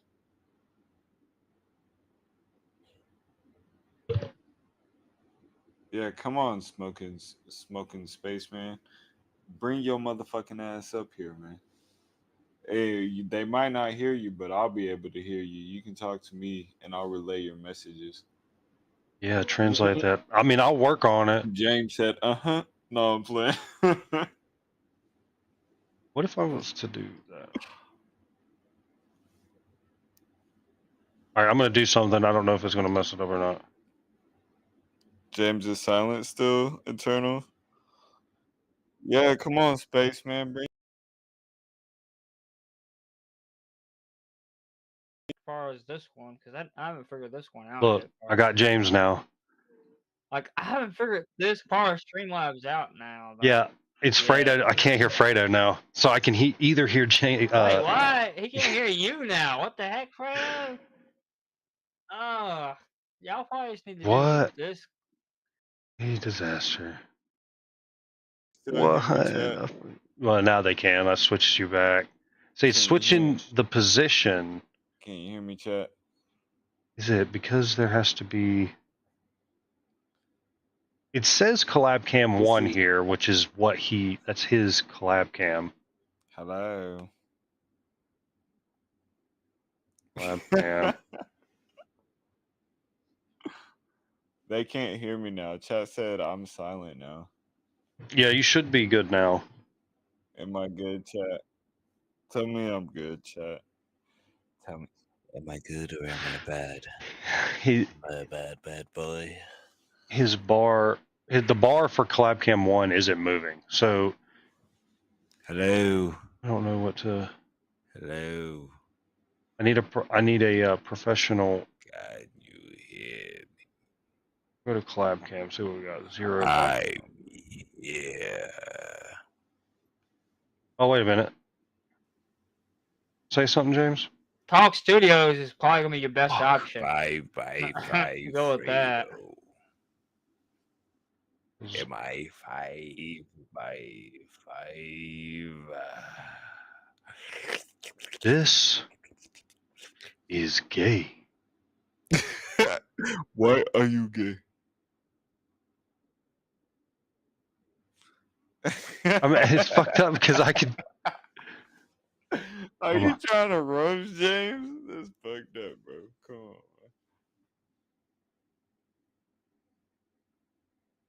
There y'all go. I mean, webcam source, microphone, share video source. The Trump Fuck that means. Trump is a boomer. He don't know his fucking technology, nigga. Said lost James again. I ain't heard James in a minute. Or You lost James again. Stop fucking with shit. Step by they had us. I didn't God have him. damn. What the fuck am I doing, Eternal? I'm chilling. I'm waiting on the audio to get right so we can discuss philosophical concepts. You know what I'm saying? Yes. What? Had James for a second. Stop fucking with shit, Stepfire. What did you do? Turn it back to how you had it. This is the default right here where we're at. This is the default. Well, turn it back to where James could be heard. Whatever you did to do that. Oh. But then they had us all at a certain point after that. So whatever you did to get to that point. All right. James is back up. I'm back up. Yeah. Fredo's now away. I can only, for some reason, I can only put one of you up. Talk Studios. Trump approved. Trump. Talk Studios, is that through OBS? That's through Streamlabs because it's part of Streamlabs. Talk Studios actually, like, you can find it through the Streamlabs subscription. Is Do the you have Streamlabs like paid for? Because you have to pay. yeah? Is it the an app? You know what? Like Crystal Strange uses. Like Crystal Strange uses Talk Studios, and then I haven't been on it's his. like part of Streamlabs. You go to your Streamlabs dashboard, and you click on the Let me pull up my Streamlabs dashboard, so I can explain it a lot better. Cause I gotta remember how you click. Yeah, Fredo's in the back. James might hook us up with the Talk Studio because I have no clue why it's not working. Okay, so Talk Studios, you go to your Streamlabs Discord. I mean your dashboard, your Streamlabs dashboard, and then you click on the little symbol that's to the left of your name of your your little character as your. What's it called? It's like to the very far left of that, like far as that the three that are together. It's not the notifications. Talk Studio. The notifications is the bell, but then talk. Oh, it was the Hebrew Aleph, the Paleo Hebrew Aleph. Oh, this looks like some Streamlabs. It's what I talked about as far as Fredo on the animated character thing. Fuck all this new stuff. I gotta figure out how to get a link from. But you go to Talk Studios though, like I say on Stream dashboard. Oh, here we go. Fredo. I think you can hear me. Click on this link in your X. He should be able to hear you, I think, because you could hear me. He should be able to hear you because I could hear you even when you couldn't hear me. So Fredo should be able to hear you. You can't hear him. So we're gonna burn up our entire philosophy hour with technical difficulties. Yeah, Streamlabs Talk Studio, that link. Yeah, you better Streamlabs Talk Talk Studio because it's Nah, we'll get it. We'll get into it.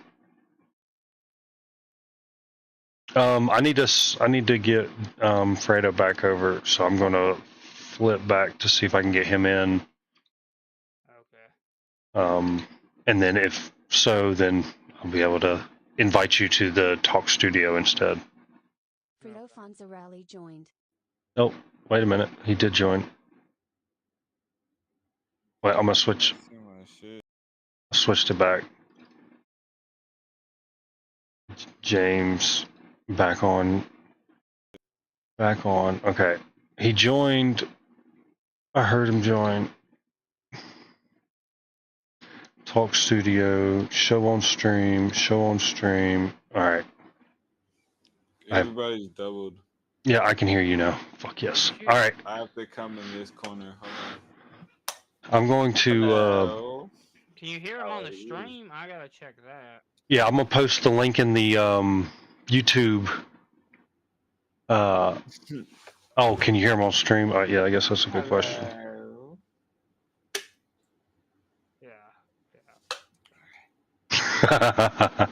Yes, it is, Spaceman. Is the way to go for now on. Yeah, well, now I have to figure out how to get it to play in the Can they not hear me still? No, but I can hear you now, and I can hear James. But everyone's 5x5 smoking. Oh, wait a minute! They can hear. They should be able to hear you. Yeah, if you're presenting it and your audio is through your desktop. Yeah, that's where it's going through. Trying to pose like me and shit. You heard it. All right, well, James, I'm gonna flip you and then disconnect you. I'm gonna post the link in YouTube. Click through there. Okay. Talk Studio. Yeah. Are you not?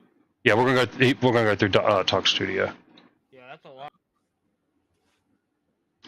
Fredo Cam, there we go. Put you back in your place. Aw, pretty.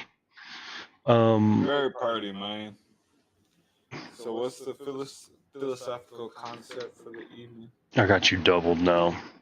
So I've got to... I'm doubled. Yeah. Double. And I think that is because of collapse. Double. Yeah, there we go. Fucking audio, man. Fucking audio.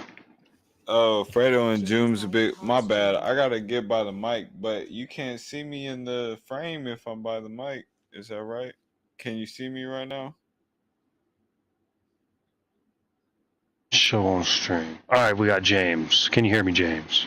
Yeah, I can hear you. Yeah, Talk Studio is perfect because Talk Studio is the best way to go. Like I said, Talk Studio is perfect. Talk Studio is the best way to go. Talk Studio, or it's gonna be StreamYard. Talk Studio is a lot better than StreamYard.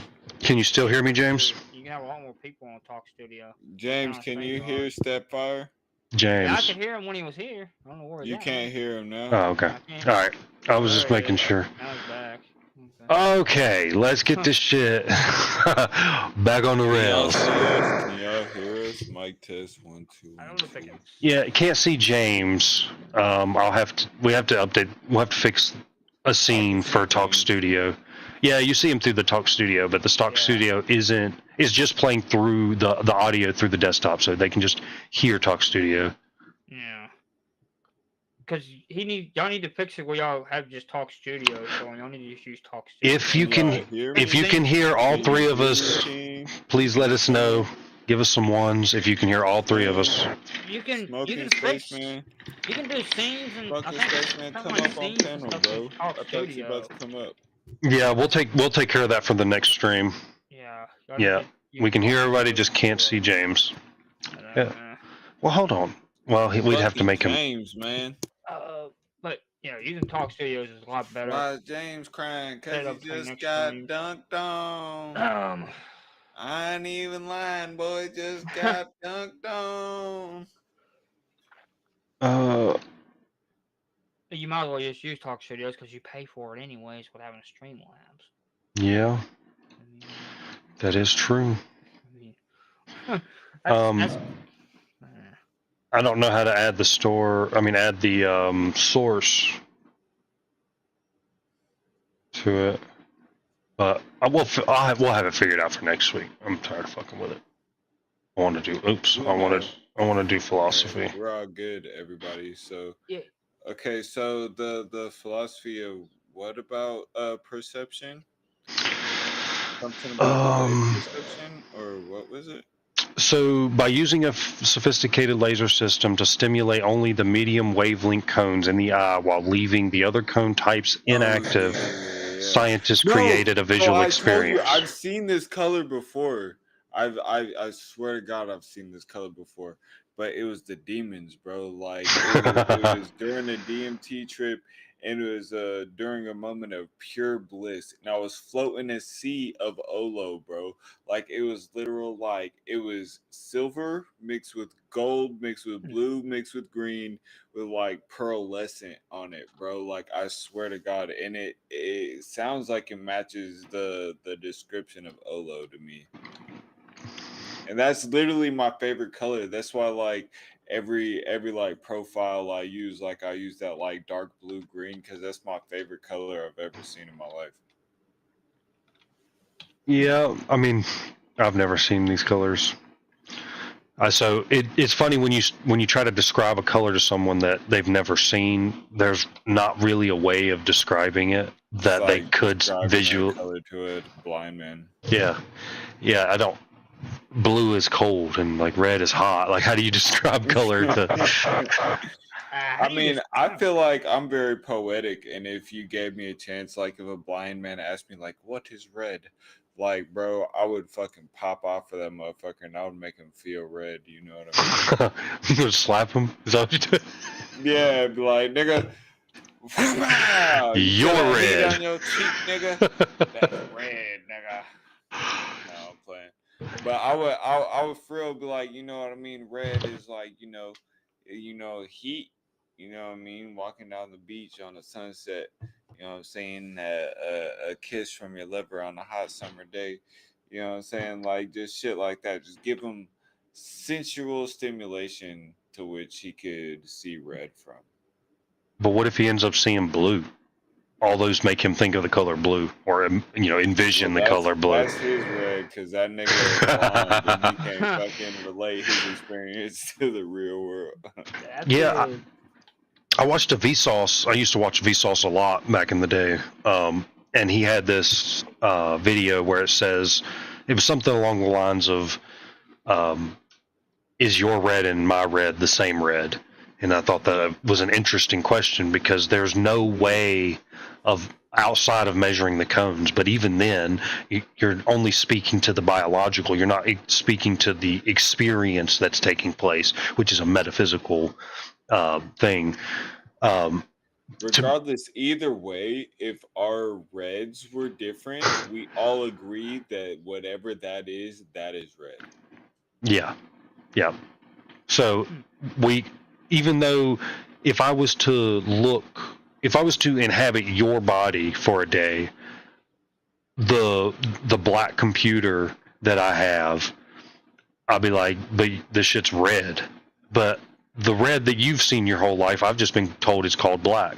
So mm, it's interesting because we don't really know if we are seeing the same colors. We just know that there's that pattern that's established, and uh, as long as we know what we're referring to, then it still works out, even if Our we don't reference, see the same colors. It's pretty yeah, our interesting. reference don't have to match up, but we can all agree that a referent is the definition of what we're all referring to, if that makes sense. If you yeah, can, Yeah, I mean, yeah, yeah, yeah. Because we've agreed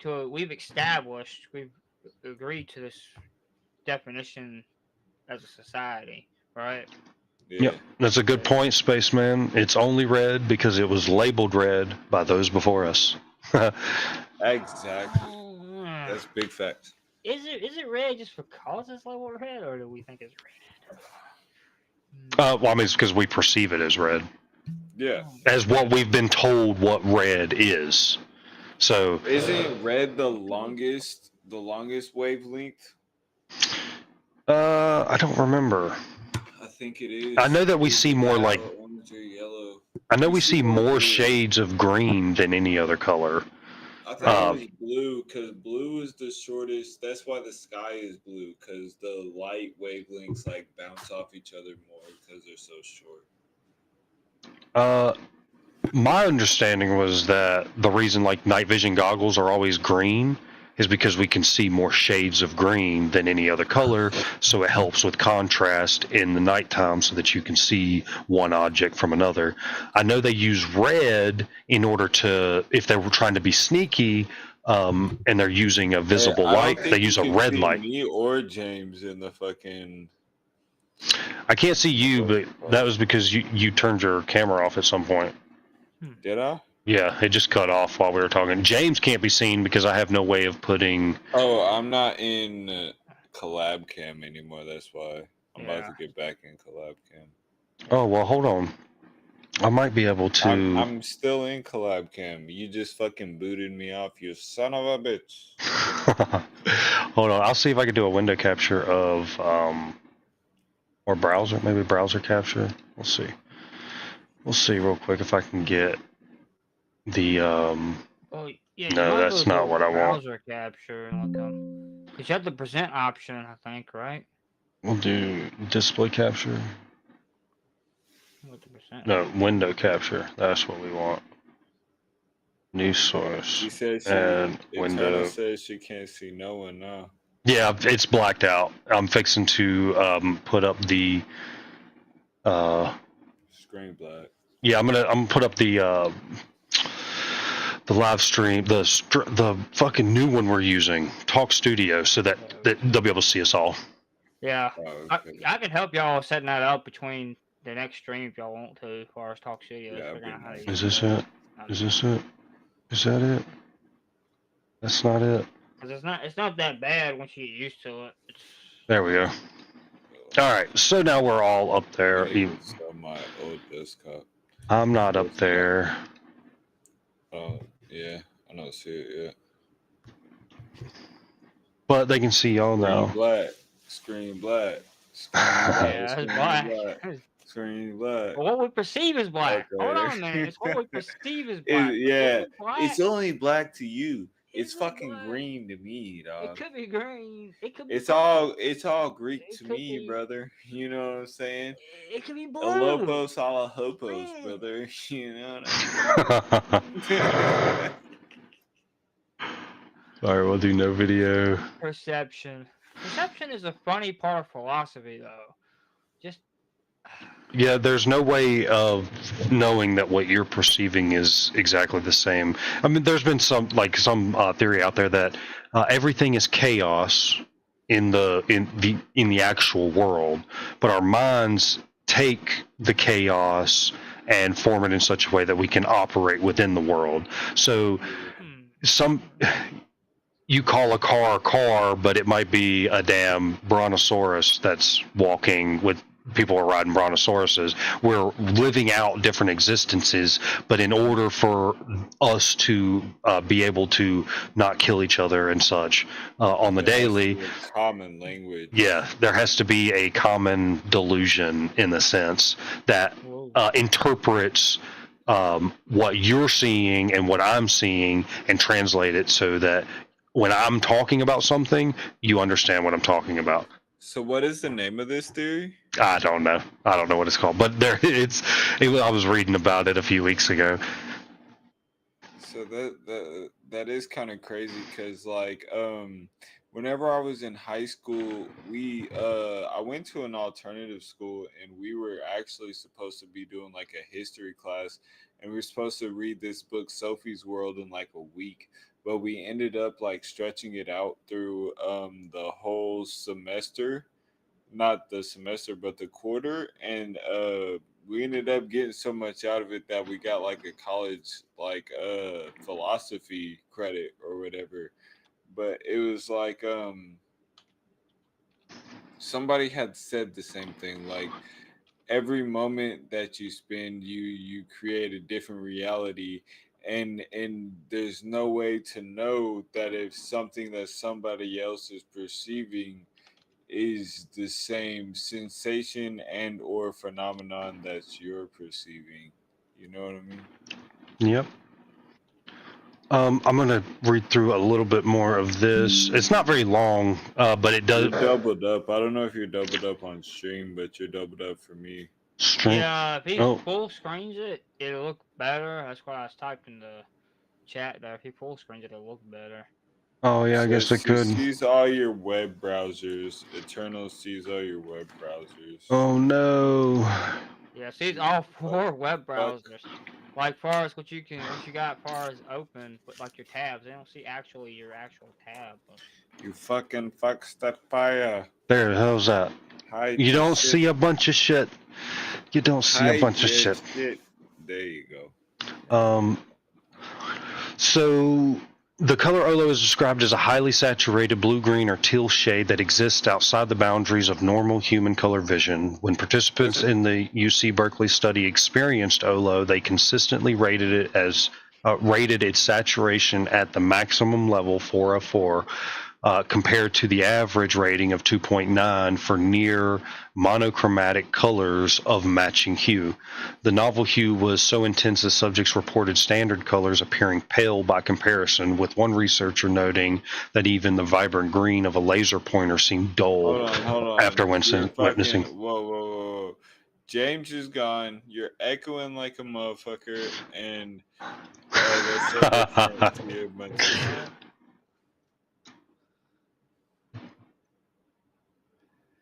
But that's crazy, bro. What if I seen this color that science is just now saying that exists, bro? Would that not be crazy? Oh, look, that's why I did it. It was because I pulled. Man, this shit's being You're gay, still bruh. doubling audio logically, nigga. Oh, I don't know why I would be. Very good. We must be in something. You know what else froze? Are you in collab cam again? No, it one's in collab cam. If I'm doubling, mute me wherever I'm doubled. Well, you'll have to mute yourself. You like the technical difficulties? I don't. Fucking A. It's very good. Very nice. We'll get them worked out between now and next week. We'll get that all worked out. I'm gonna try to help them.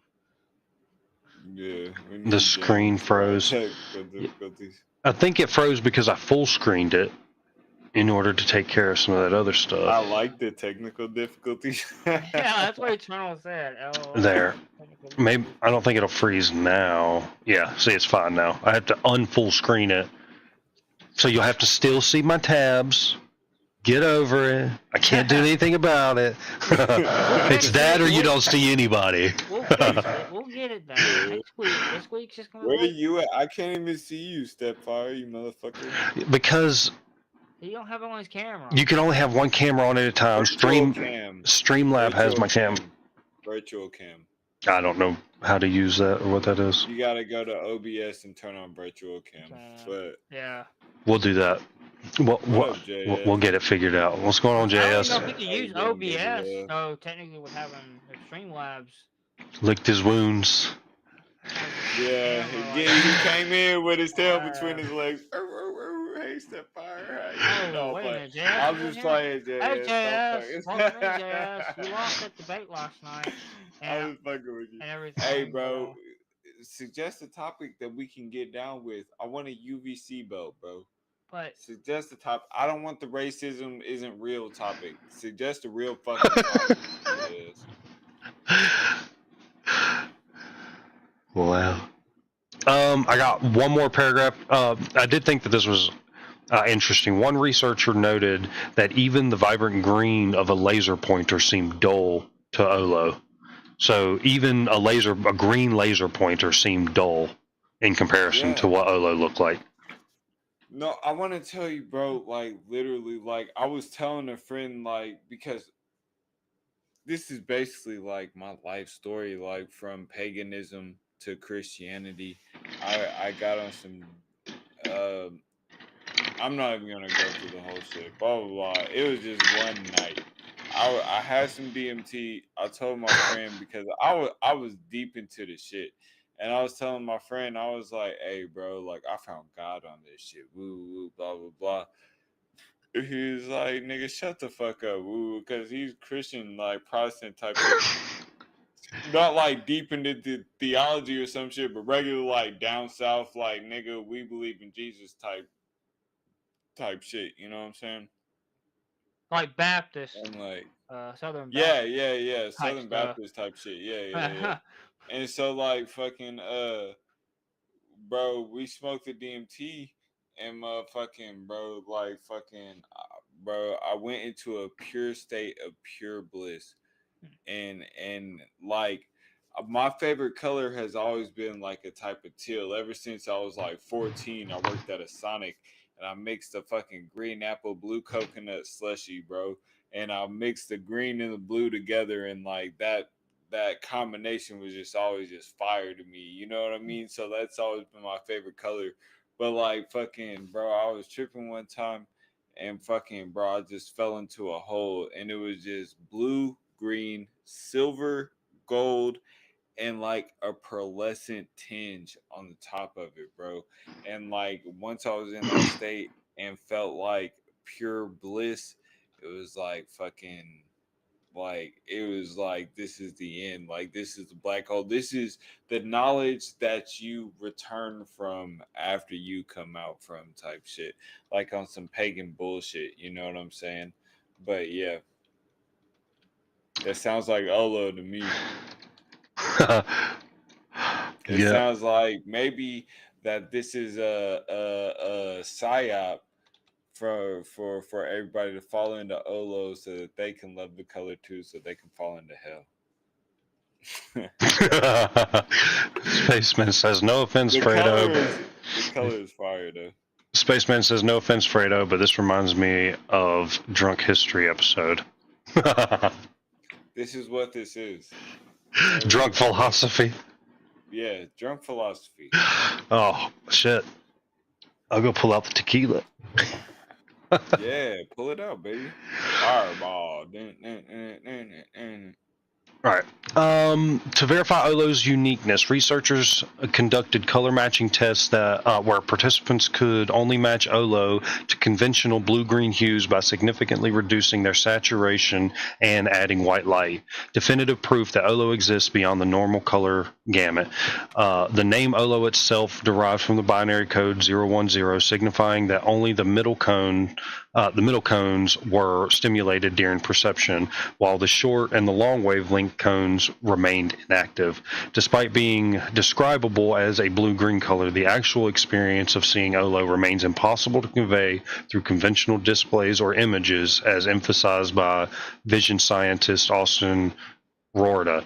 There is no way to convey that color in an article or on a monitor. It absolutely pales in comparison with the existence of Olo, which is what they're basically telling us. Hey, trust us. There's a new color that you can't see.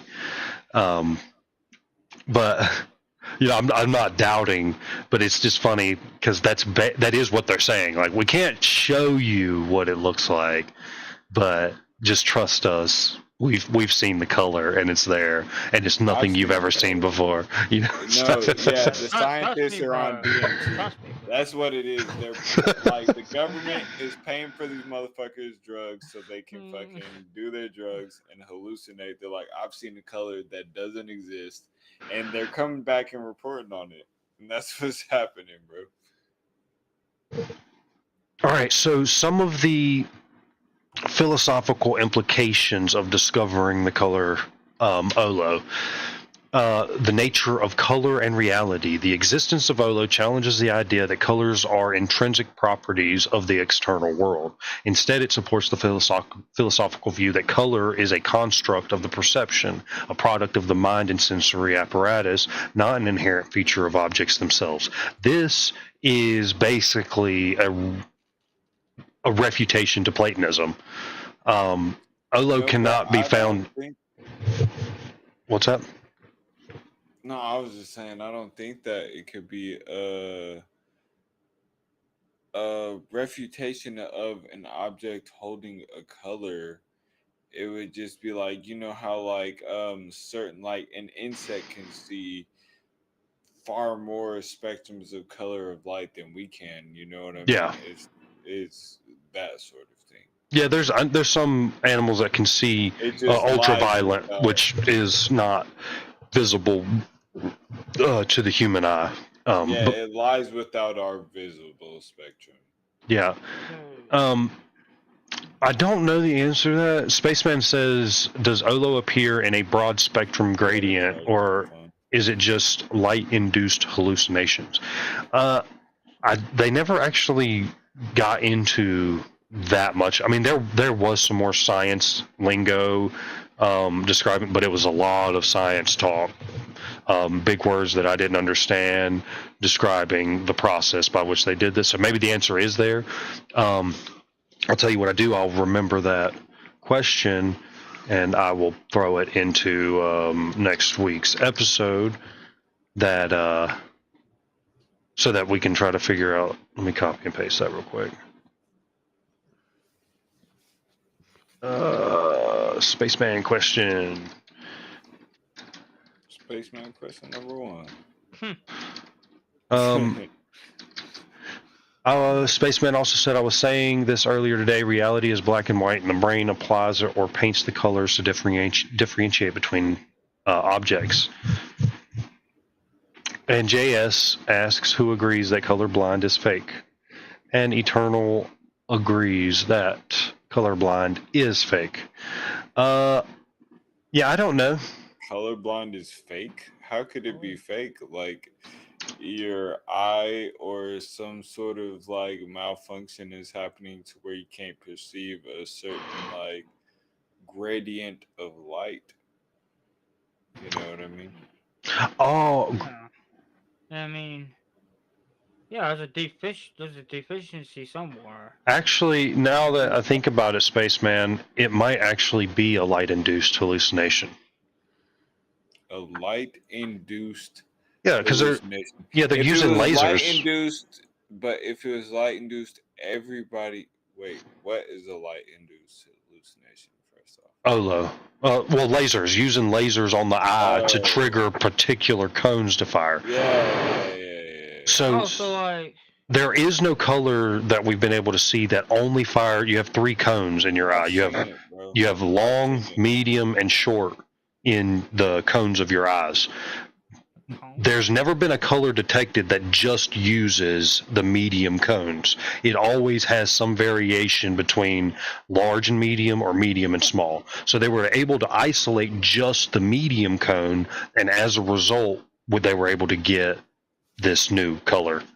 But that was through lasers, so it sounds to me it would be light-induced hallucination. It's just the color created by laser manipulation. So yeah, essentially. So there's 3 layers to the eye, like this shit's cones is what the light from the outside world, the external world, filters through, and then that tells your brain what colors you're seeing. The cones is how your brain paints the world. So the cones are at the front of your eye, though. Yeah, I mean they're somewhere in there. I don't know the specifics there, but they're in your eye somewhere. The light must pass through it, in order for the. Yeah, somewhere, but they're in there somewhere, man. Spaceman, just let me know if that answer made any sense to you. If not, I'll look into it to verify and get all of that. It says Olo cannot be found. This is still to the first point. Olo cannot be found in nature, printed or displayed on screens. It exists only as a subjective experience created by a unique manipulation of the visual system. Well, I mean, there's kind of an answer. Still don't know if it's. I mean, I think it's the light induced. Yeah, like I said, this would kind of up in. I mean, I guess not, because Platonism would be able to just encompass that this color does exist as an abstract object. We just aren't privy to it unless we are getting laser shot into our eyes. Yeah. Like this color exists, it just exists in the metaphysical realm, and we aren't able to witness it without some sort of external force. Yeah, I think Platonism actually, um, um, Platonism suggests that these abstract It objects exist within reality, just not within time and space. Yeah. So it still exists. Like the form of a horse exists, and all horses that exist, they all exist but are outside of that. They were born within like the form of the mold that's within outside of reality. It's hard to explain. It's Uh, really hard to explain. all horses exemplify horseness, just like all red exemplifies redness. But Um, the redness begets the horse. It's But well, Platonism. the redness would beget the red, the hoarseness would beget the horse, Yes, yeah, essentially. yeah. That's what I'm saying. The redness would beget the red. The hoarseness would beget the horse in Platonism. Yeah. So, I Like mean, Olo might not actually touch Platonism at all. I thought it did there for a second. but It does. Go all ahead. these things we come to a agreed upon definition of, though. We don't. no, We're no, no, assuming all no, these no, no. things. See, Platonism is the assertion that metaphysical concepts exist in reality. Yes, just not physically. So it's a we did an episode on it where we went just through Platonism and then we went through Neoplatonism, which just takes the principles of Platonism and applies it to the metaphysical world. Um, so you can always go back and check those out. I do plan on cutting the streams up, the philosophy hour, and then putting a video out on that where we can cut out all this technical difficulty bullshit, and it's just the philosophy part of it. But Yeah. if you're interested, we kind of go over it there pretty in depth. And this was like episode 2. I think we went into Platonism. Okay. Gotcha. So the second philosophical implication, limits and plasticity of human perception. Although demonstrates that plasticity and the limits of human sensory experience, it suggests that we perceive as the full range of colors is actually bounded by the biology of our eyes and brains, and that those boundaries can be artificially extended. This is exactly what they did in order to see Olo to begin with. This raises questions about what might lie beyond the gamut, quote unquote, gamut of human senses, and whether our experience of reality is only a narrow slice of what is possible. See, when it comes to color, I didn't know if there would be a way of a color existing that we couldn't see. We see, I mean, we can perceive ultraviolet lights through tools. Episode 3. there's like hella Yeah, animals episode that 3, can yeah. see colors that we can't see. You know what I mean? There's all types of animals that see in spectrums that like far beyond the human like spectrum of visual light. Yeah, but well, I just don't. It's a foreign idea to be able to see a color that that doesn't exist within the human frame, the Yeah, human without perception. psychedelics, I would feel like, or psychedelics, meditation, or divine intervention, I would say that it would be physically impossible to see a color that is without human intervention. Yeah, the way that Human or natural intervention. Come Well, on. at least on this side, yeah. On this side of the way that there's like a hypothetical when as I was growing up that I always thought was weird or fun. What if we were visited by aliens, but none of the colors that we have or use are the same as the color? There is no red and blue to these aliens. So when they come, they are all new colors never before seen. yeah. Can you picture a that color would- that's never been before seen? I mean, it's yes. This is what I'm telling you. Olo is the color that I've seen. well, yeah, And but then you're not visioning something you've never seen because you have seen it. So can you envision a Now- color you've never seen? Could you envision Olo before you ever saw it? Obviously, you can't envision a color you've never seen, right? Yeah, that's what I'm saying. So So you don't have free will. Step 5. No. You can envision a color that you've never seen. It's purely imaginative until you've actually seen the color, though. It's purely imaginative. yeah, it's not even. Basically, it's not even worth trying to dive into because you can't get anywhere. You can't envision a color you've never seen. That's why you can't describe a color to a blind person. Unless it's presented to you. Unless the color is presented to you. Yeah. Then there's really no way. Yep. JS got him.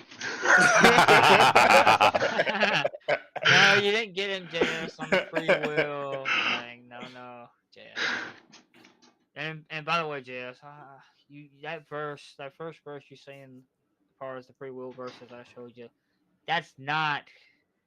It's not going to prove that it's against free will. So Spaceman says, if it's a color we've never seen, there's a chance you can't see it. It would be invisible to your senses. Essentially, because Olo has to exist out there somewhere. Our eyes just can't perceive it unless they're being artificially manipulated. What if Olo doesn't have to necessarily exist out of somewhere because of the certain manipulation on the eye and the brain waves. Like we could have made a color. Could have made a color. Well, that's what they did with Olo, but you don't really make colors; you just discover them. But Yeah, that's what 'cause I'm we don't- saying is you could have made. I mean, I guess we don't make anything. You're 'cause changing the frequency to which your eye can Go. detect light. Except for we don't make anything for babies, which is the power that God Fuck gave you us. guys, all right? You know, I just want to sound smart, okay? and create inventions and invent stuff like invent radios. And All stuff. this is blunt, and I'm We pissed use by about it. discovering the frequencies that God put out there for us to use radios. So. Wait, what, James? Well, God allowed us to create babies, to create like radios and things like that, but we don't create colors and things like that He naturally created. No, I'm not saying that we created a color. I guess I was saying we discovered. Yeah, because you said create. You used the word create though. So. Sorry. Yeah, sorry. I have to do something for Eternal. She says she is going Turn mad. your fucking cam on. Turn your virtual cam on, like I told you, mother. It says I have to install it. There. How is that? Now I'm not just a black screen. Well, you got the little. I don't know what that is. Face. Dumb little avatar. You can't call it a smiley face. Oh shit. You just full screen yourself. Yeah. She said high key. She didn't even say low key. Yeah, nigga, your shit is high key. Stress me out. Alert! Alert! Alert! Alert! Oh well, a woman. Oh fuck. The littlest thing can stress a woman out now. I mean, All right. Yeah, it's better than nothing. Good, because that's all I can do right now. We'll get it fixed. We'll You get got it an fixed. avatar, Don't worry. Yeah, next time I have my avatar, if it ever happens again, you'll see my beautiful custom-made avatar. We'll get it fixed, man. We'll get it fixed. Hey, Shane Hebert said, "Why does that look like a Hitler smiley?" Well, next time you'll actually see Stefan's face. You won't even have to worry about his avatar. Black it absorbs the light. Muso Black. Muso Blackalini. Oh, yeah. Muso Black spelling. Oh yeah, I've seen that black. I don't know what he's talking about. He's talking about there's a color that is so black that it absorbs all of the light that shines on it, so you can put it in the dark, and there, absolute darkness. It is dark. Like, wow. So I got number 3 here. If a color can on existence and ontology, if a color can only be seen under highly specific laboratory condition, does it truly exist, or is it merely a fleeting anomaly, a kind of visual poetry that vanishes once the equipment ends? This echoes classic debates in philosophy about whether phenomena that are only subjectively accessible have real existence, or whether reality is limited to what can be universally observed and shared. So, Okay, hold on. Say like the last 2 sentences again. This echoes classic debates in philosophy about whether phenomena that are only subjectively accessible have real existence. So an example of this would be schizophrenia. Are the voices that they are hearing real? Well, so they only have real experience. Those who have experience outside of the norm. No. It's asking the question if are these subjective things that are happening, like the voices in the schizo's mind, is this happening in existence, or is this only a subjective experience? It's interesting because when you measure the eardrum of a schizophrenic, when they are purported to hearing voices, their eardrums react as if they are hearing sound. So they are hearing something. But is that, or what they hearing coming from internally, or some sort of external force? It's interesting. Again, it's just It's very interesting. Like back whenever I was a fucking hippie, I used to listen to this dude Terrence McKenna, right? And this dude used to do a lot of mushrooms, and he used to be a little fucking, blah blah blah blah. But he had an interesting concept, right? So what civilization called I don't think it was psychopathy. I think it was something else. It was autism. It was some other sort of brain thing. But what civilization called that? It's right on my head. Not psychopathy. What is it? Step 5. psychology. No, it's a Psychopathy, Like psychopathy, or it's not schizophrenia. Schizophrenia. Oh. Schizophrenia. So schizophrenia is not like a it's like a spiritual deficiency. In other cultures they see it as such, and so they treat it as such, and so they don't have a problem like we do with it in the Western world type shit. Yeah, they don't have the ability to look at it on a biological level to see what's actually going on. They just see how the person is acting. So in barbaric times, if you see somebody talking to themselves, they're not talking to themselves, they're talking to their demons. So I would be seen as schizo, because I talk to myself. But look, it's not even barbaric times. Like it's like even nowadays. That was like Terrence McKenna was back in like the 60s, 70s, and 80s type shit. His brother even does research nowadays. It's like schizophrenia nowadays is treated with isolation and drugs and blah blah blah.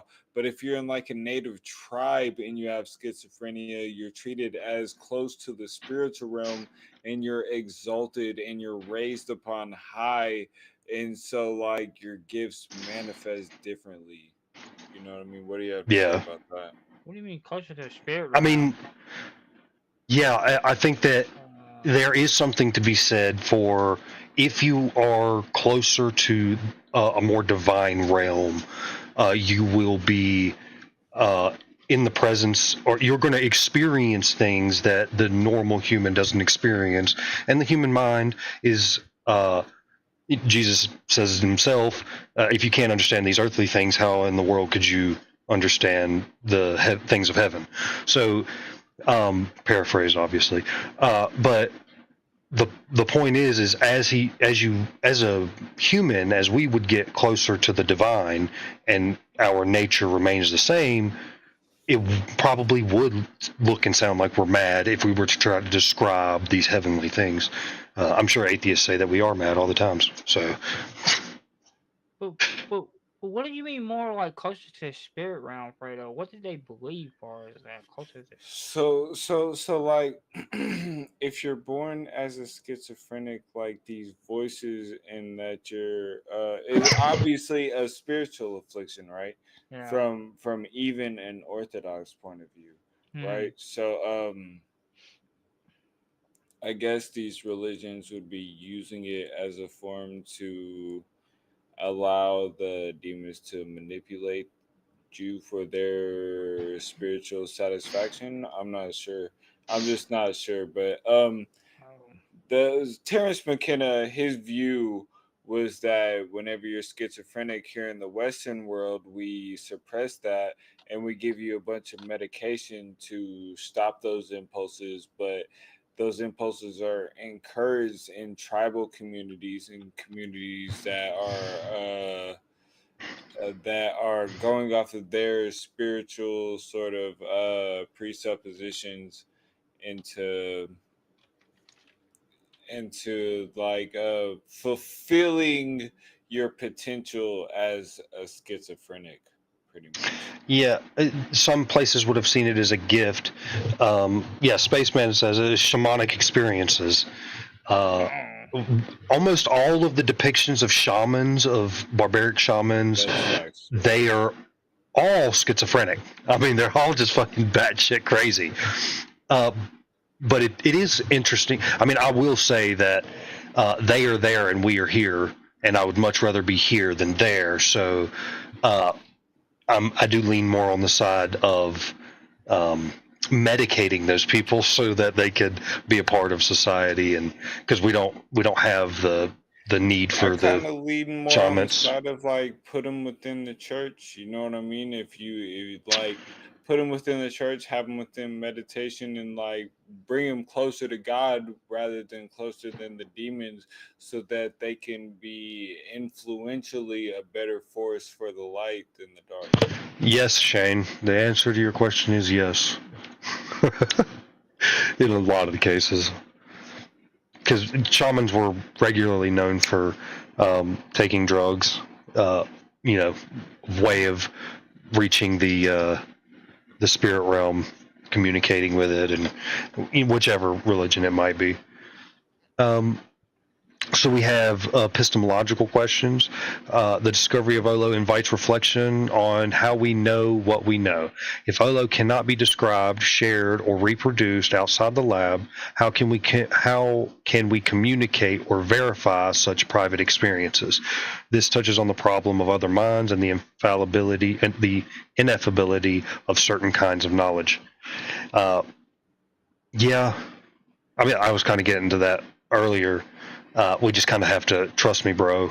This stuff because I've never seen the color. I just have to trust that these other people have actually seen a color, and Yeah, you know. it's self-report at this point.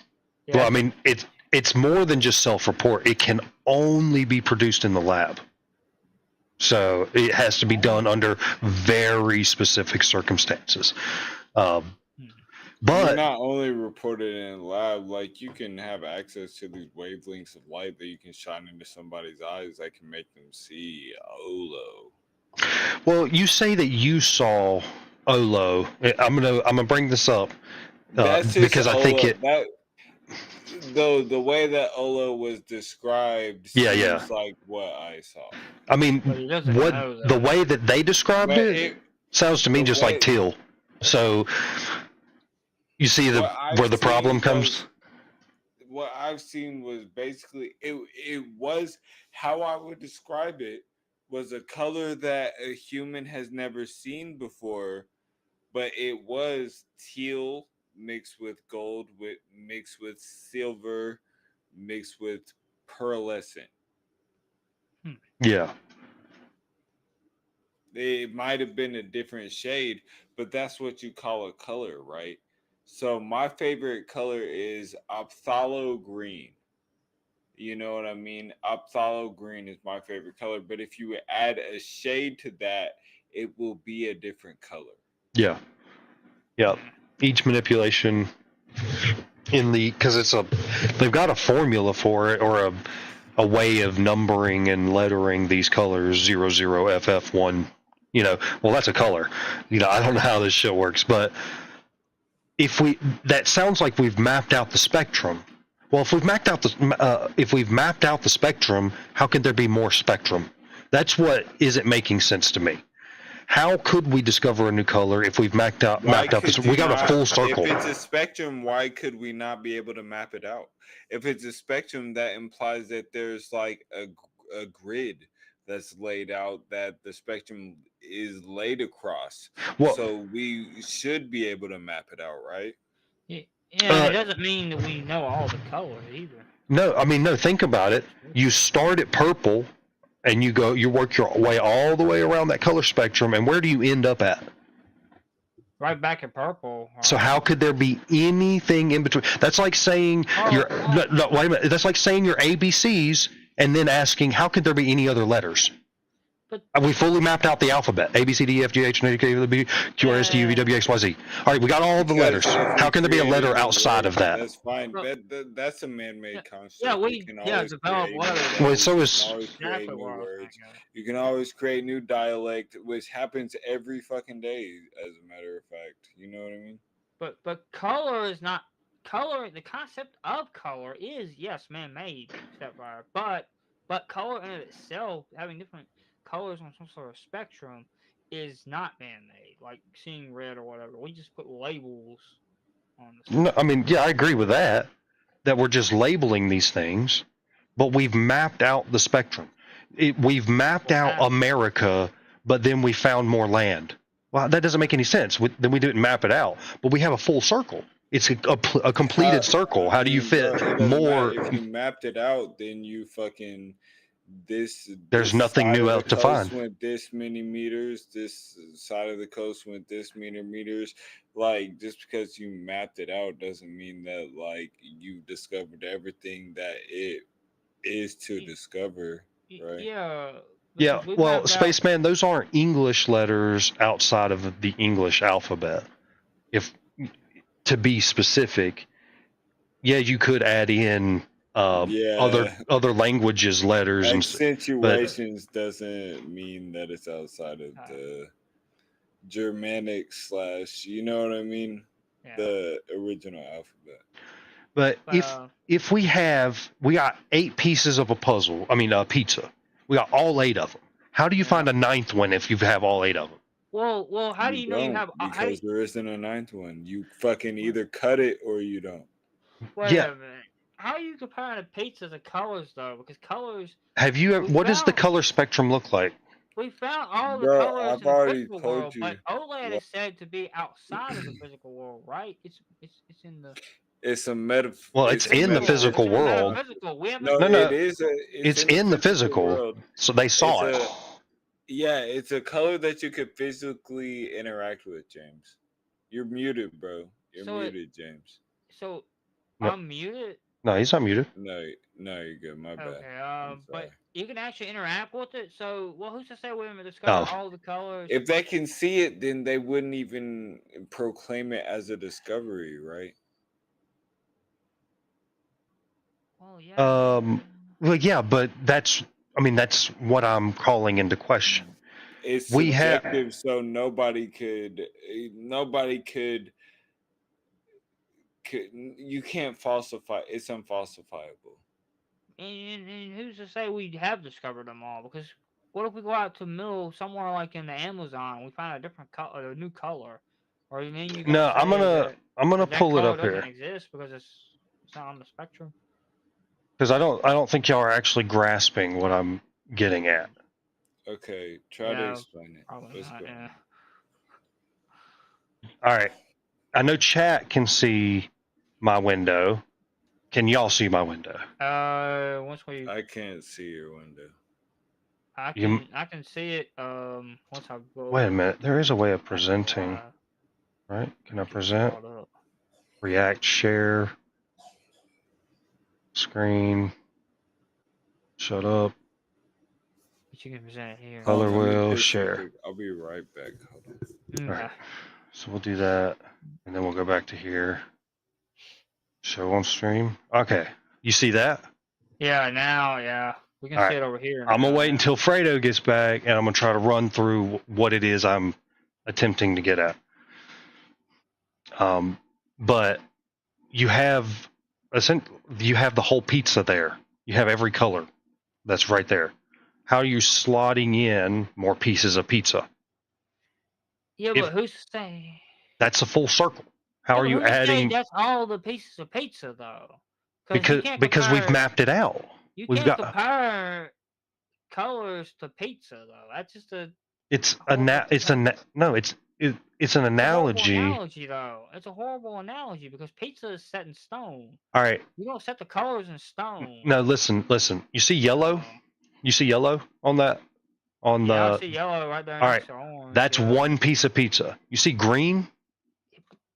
That's two pieces of pizza. Yeah, Blue, but you see how this is analogous now? We've got all the pieces of pizza all the way around. We got all of the colors all the way around. Now, everything in the color spectrum should fit somewhere in between these pieces of pizza. But they're saying they discovered something that is outside of the pieces of pizza. So I still don't see the analogy though, because what if? Because it's not well, James. First, you have to understand it's just an analogy. It's not a facsimile. It's not going to be a copy and a paste. That's actually pepperoni pizza there. It's an analogy just to get the idea of what I'm saying across. So you can nitpick that. Yes, there's no cheese on that color wheel, but that's not the point of the analogy. I wasn't gonna nitpick the cheese. I was just using an analogy. I was gonna nitpick something, but I wasn't gonna nitpick the cheese. Because I don't understand. Like once you set a pizza in that it is it's a 6-inch pizza, right? And you got the pepperoni and the cheese and the whatever toppings. You set it in stone, right?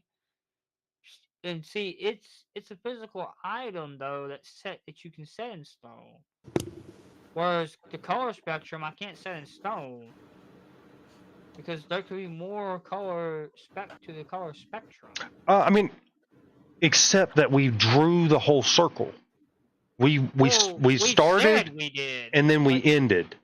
But we said we did. Does that mean we actually did? Well, no. There's the demonstration. We missed. We started at yellow, and we end at yellow. What if our color spectrums were diametrically opposed? Like, what if my yellow was your violet? Yeah, that was what we were talking about earlier. Is your red my red? But Fredo, because you missed it, I just run through it again. We start here. We got yellow in the warm colors. Yeah, and then it goes into green, blue, purple, red, orange, yellow. So that's a full circle. It's a piece. That's 360 degrees. How do you add any more than 360 degrees? I think that's just a conceptual picture. Yeah. I don't think that that's a gradient of what light is. Like, I think that there's more than just that. You know what I mean? Like, well, yeah. Obviously. How do you describe Olo? Something between blue and green. We know both where blue and green are. So we're just saying it's in between blue and green. And it's highly saturated. My favorite color, look up on this Brave app that you're look up phthalo green. PTHALO green. That's my favorite color. PTHALO green. PTHLO what? ALO. I just don't think me and Fredo are getting it. Green. I mean, I know I'm not getting it, but I don't. Maybe Fredo is. Well, I'm asking where in the circle we know where green and we know where blue is. We know that it's a gradual change from green to blue. So it must fit somewhere within that gradual change from green to blue because it's described as a green-blue color.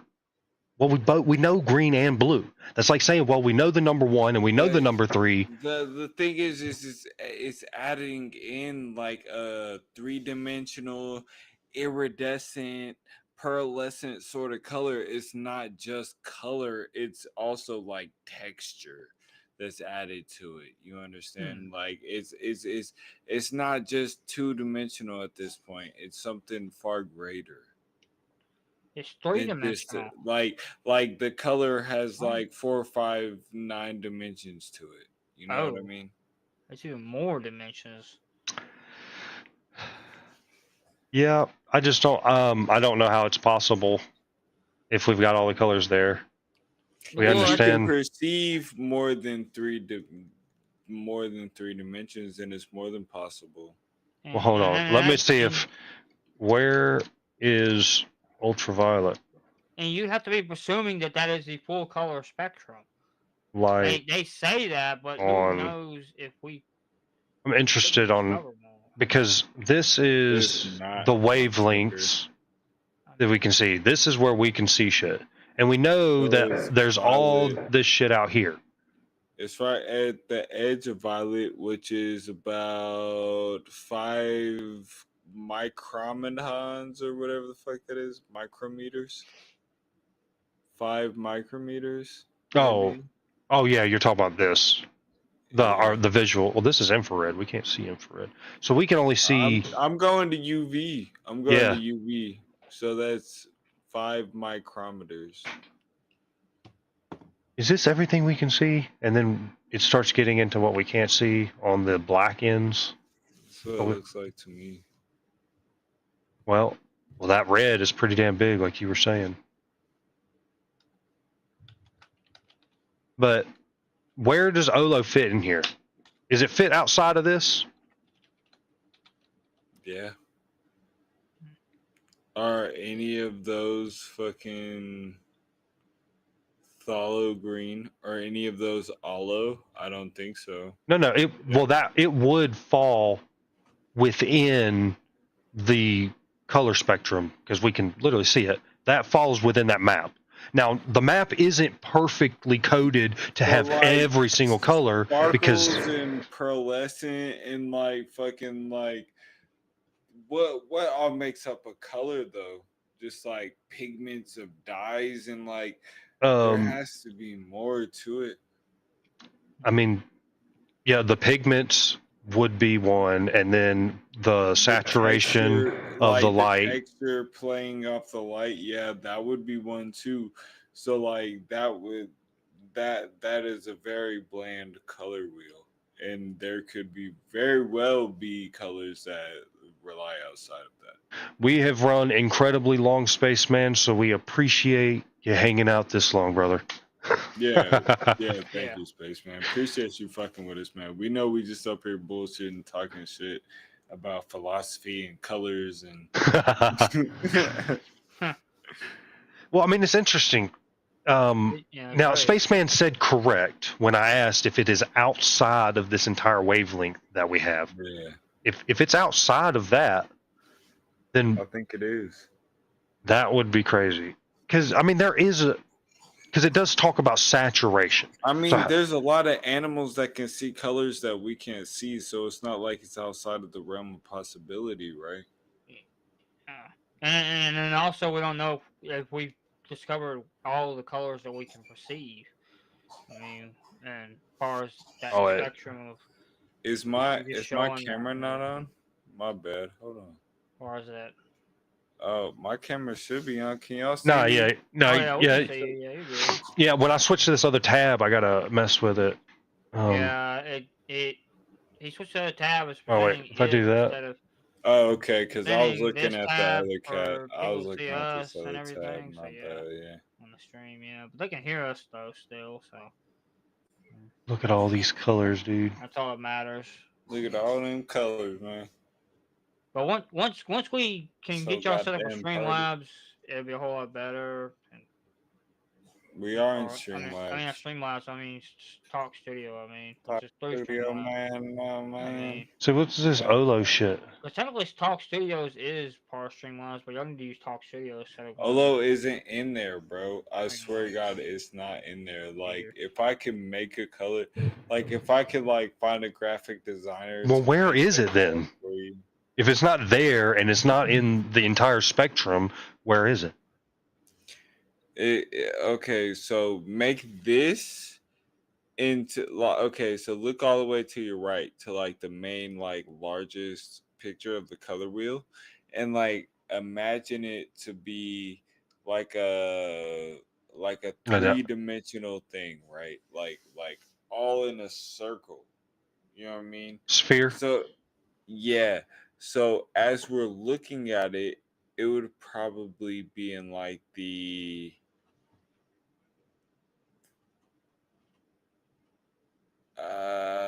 like the northwest sector. Let's see if I can pull this bitch up. You know what I'm saying? Like the blue, dark blue, but it has gold and silver, which is like white and yellow. So like I don't even know where it would be.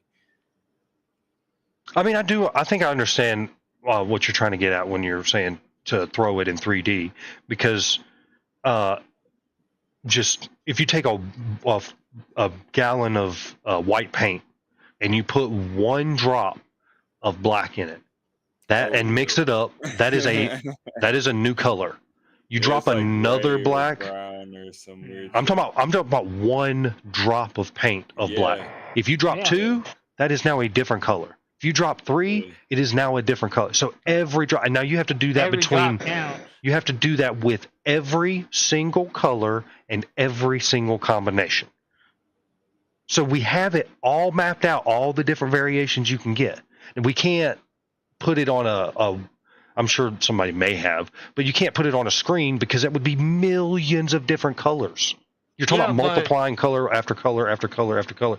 So you could put it on a screen. Okay, you said millions of colors. So it's not logically impossible to put it on a screen, but I doubt it has been. I mean, you said millions of colors. Who's to say there's not one more color? There's millions already. Why not one more? There's. I mean, do you mean?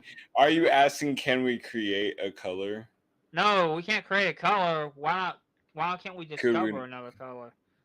I mean, if there's already millions, why is there not possible? We can only discover a color that that we can see. So with this Olo, there's it's under very specific conditions in which you can see this color. So are you actually seeing the color, or are you seeing an actual object? For instance, because people do see hallucinations. It's a hallucination. Ghosts aren't real, but you can see a ghost. So this color's not real, but you can see the color. Can you always see a ghost? Well, what do you mean ghost? Ghost in the sense of spirits? Because we're getting real philosophical. Technically from the German, the word ghost would mean spirits, which is where you get the No, I mean ghost. I'm talking about the figure in the white sheet. I'm talking about the figure in the white sheet. The stereotypical Halloween ghosts. Those are not real. You don't see those. But ghosts. But if you get hyped up on some LSD, you can see them, even though they don't exist. The same thing, a unicorn. It applies to the unicorn. The unicorn does not exist. You can still see one. LSD, you could possibly also see a demon manifest into your spiritual realm, into vibrations that you couldn't possibly see beforehand. And then, what is that? Is that not real? No more so than the unicorn. Well, wait a minute. Unicorn. No, it would be very much more real than the unicorn.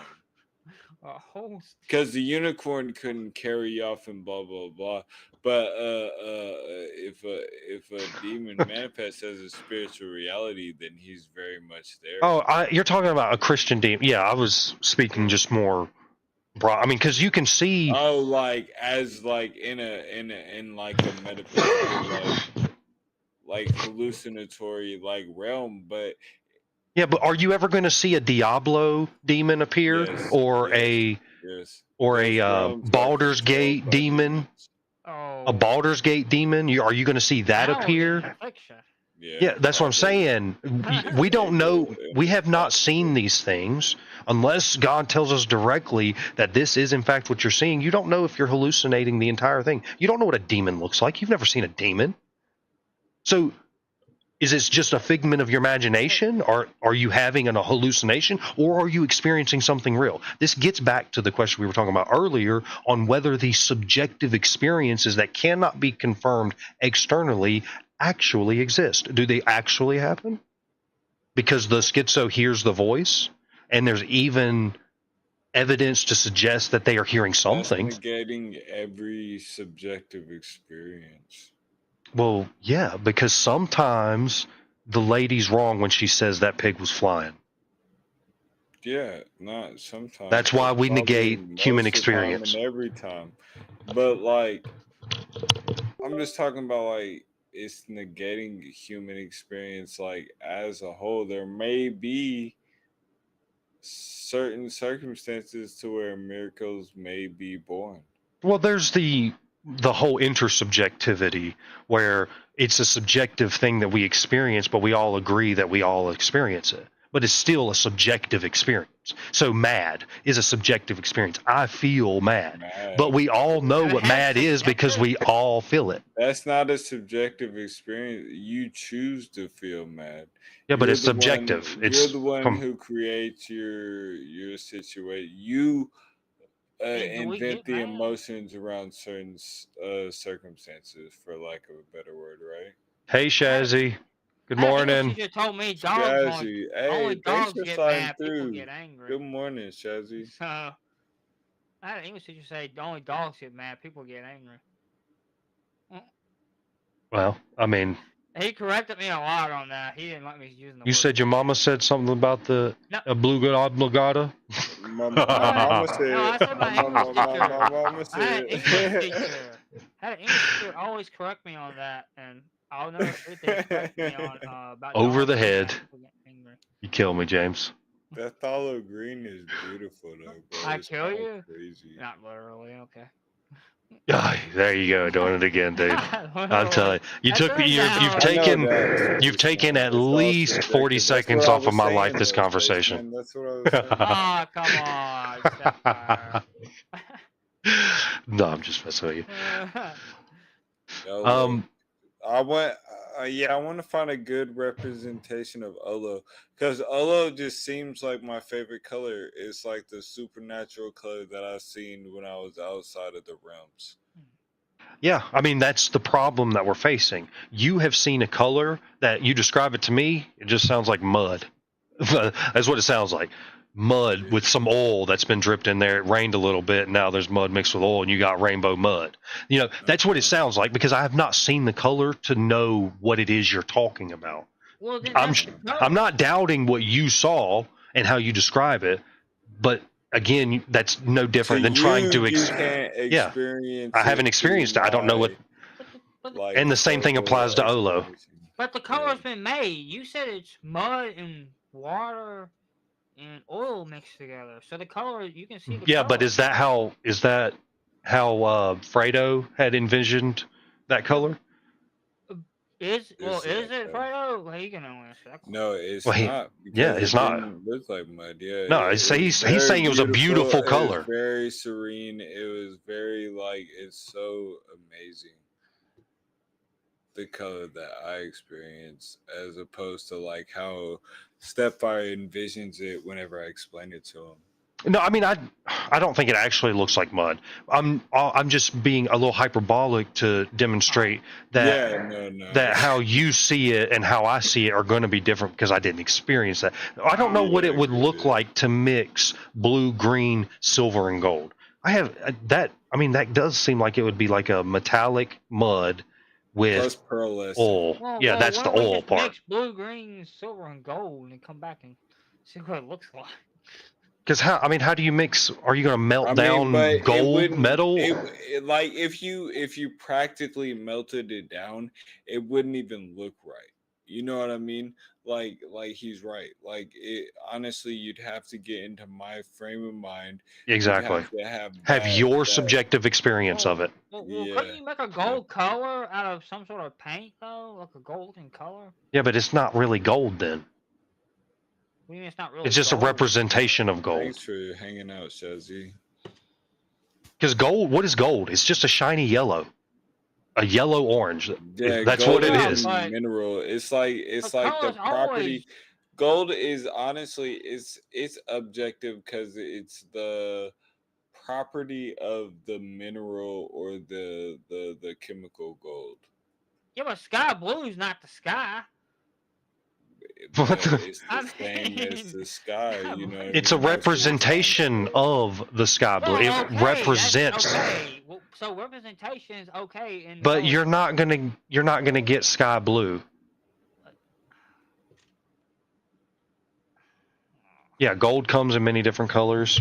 Copper comes in many different colors. They all have different shades. I mean, I've never actually thought about color this hard, so it is interesting to think about because I've never thought about colors like this. Yeah, It's it an argument. You could argue it, and debate it about color. Purple gold. Hmm. I That'd be gotta cool. see this shit. Here, we'll pull it up. It ain't nothing like no blue waffle, That's fucking gross, bro. huh? I'll Google it. Purple gold. Oh shit! Look at that. Oh, that's kind of badass, bro.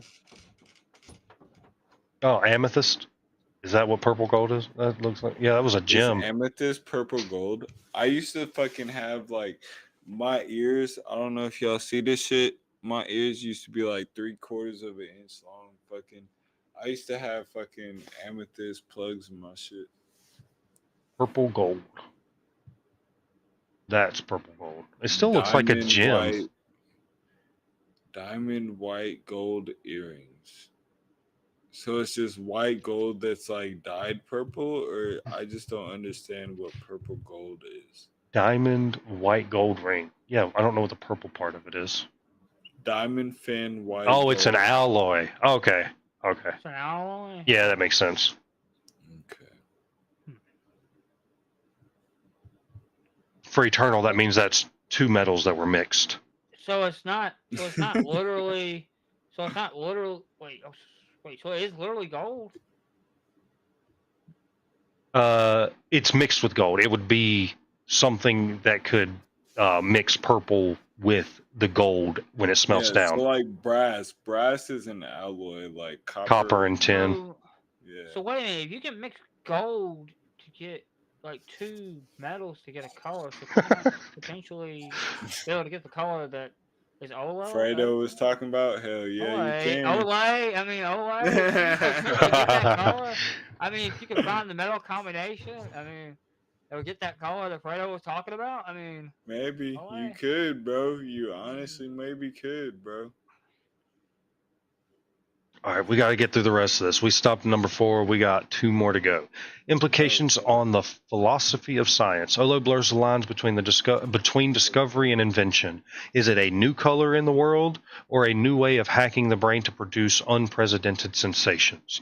This challenges the demarcation between natural phenomena and artificial constructs and invites debate over what counts as scientific discovery versus technological creation.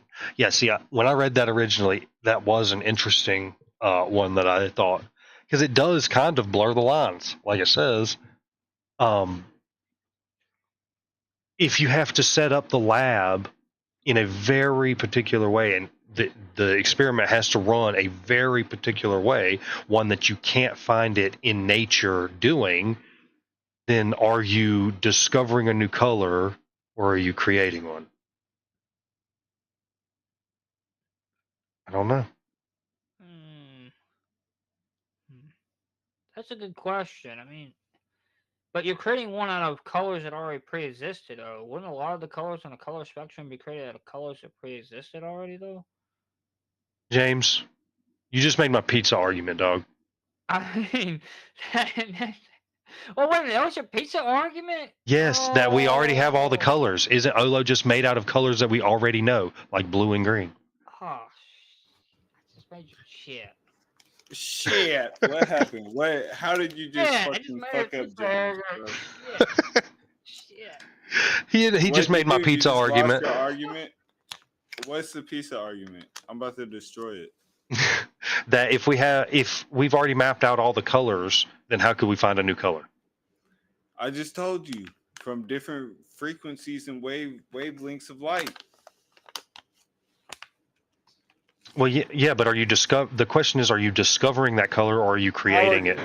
Oh, you're It making it doesn't out of mean pre-existing I'm not color. saying making. I'm not saying making. Discovering just means that a new color was born. I'm not saying that we created a new color. I'm saying that a new color was discovered.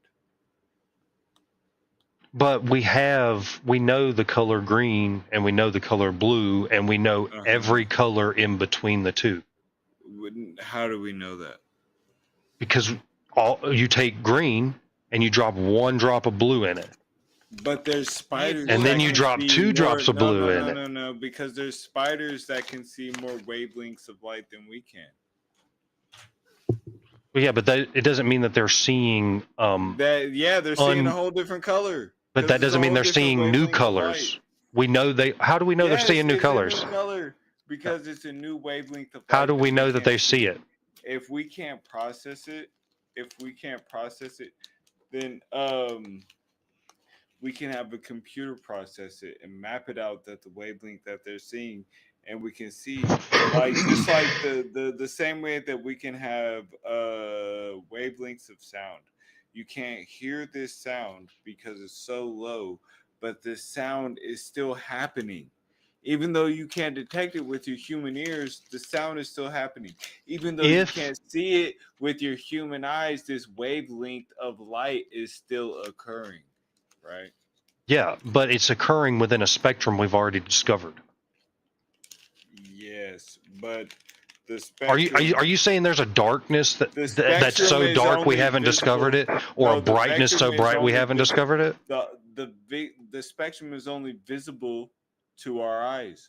We can't even, like infrared, ultraviolet, we can't even begin to imagine what these colors look like to an eye. But we still detect them. But we can't detect them. No, we do detect them. We just not with the naked eye. Yes. Us as a human, we can't detect them without like light to. Olo can be detected with the human eye. Okay, no, it can't. It can't. That's literally how they saw it. Not without laser recognition. That's what you just admitted earlier. Yeah, with lasers, you have to manipulation. The there laser you go. Exactly. You have to have the lasers to manipulate the frequencies so that you can see Olo, right? So the same with I don't even know where I was going right before that. But we know that UV light is there even though we can't see it. But how do you know that it wouldn't be a different color if you could actually visualize it with your eye? I mean, I don't speculate on what UV light would look like because I have nothing to compare it to in order to. But you know that it's there, point blank, period. Yeah, but makes my point. I know God is there, but I can't imagine what he looks like. But you can't see it with your human eye, but you know that it's there, which is the answer to your own question. No, you're just now on my side. But they manipulated it with the laser. But they manipulated it with the laser, so when it opened up the retina to to see more colors, though potentially was manipulating the retina with a laser. They essentially cut off 2 of the cones from being able to activate. So then that would open up to a different part of the spectrum color, which we can't see. So therefore, they could see a color that we couldn't see, right? All right. So let's take this hypothetical. The 3 core colors: red, green, blue. Is it red, green, blue, or is it red? Blue. Red, green, blue. Yeah. Okay. We take the 3 colors. Mm-hmm. So you can mix these 3 colors, and you can get all the other colors. Mm-hmm. You remove 2 of those colors, so you just get red. That's the only one you can get, and you can mix all you want to, but you only get the red. How are you discovering anything out of that? Are you discovering You're just anything? not The same way allowing you the. discover yellow and orange, motherfucker. Like, what do you mean?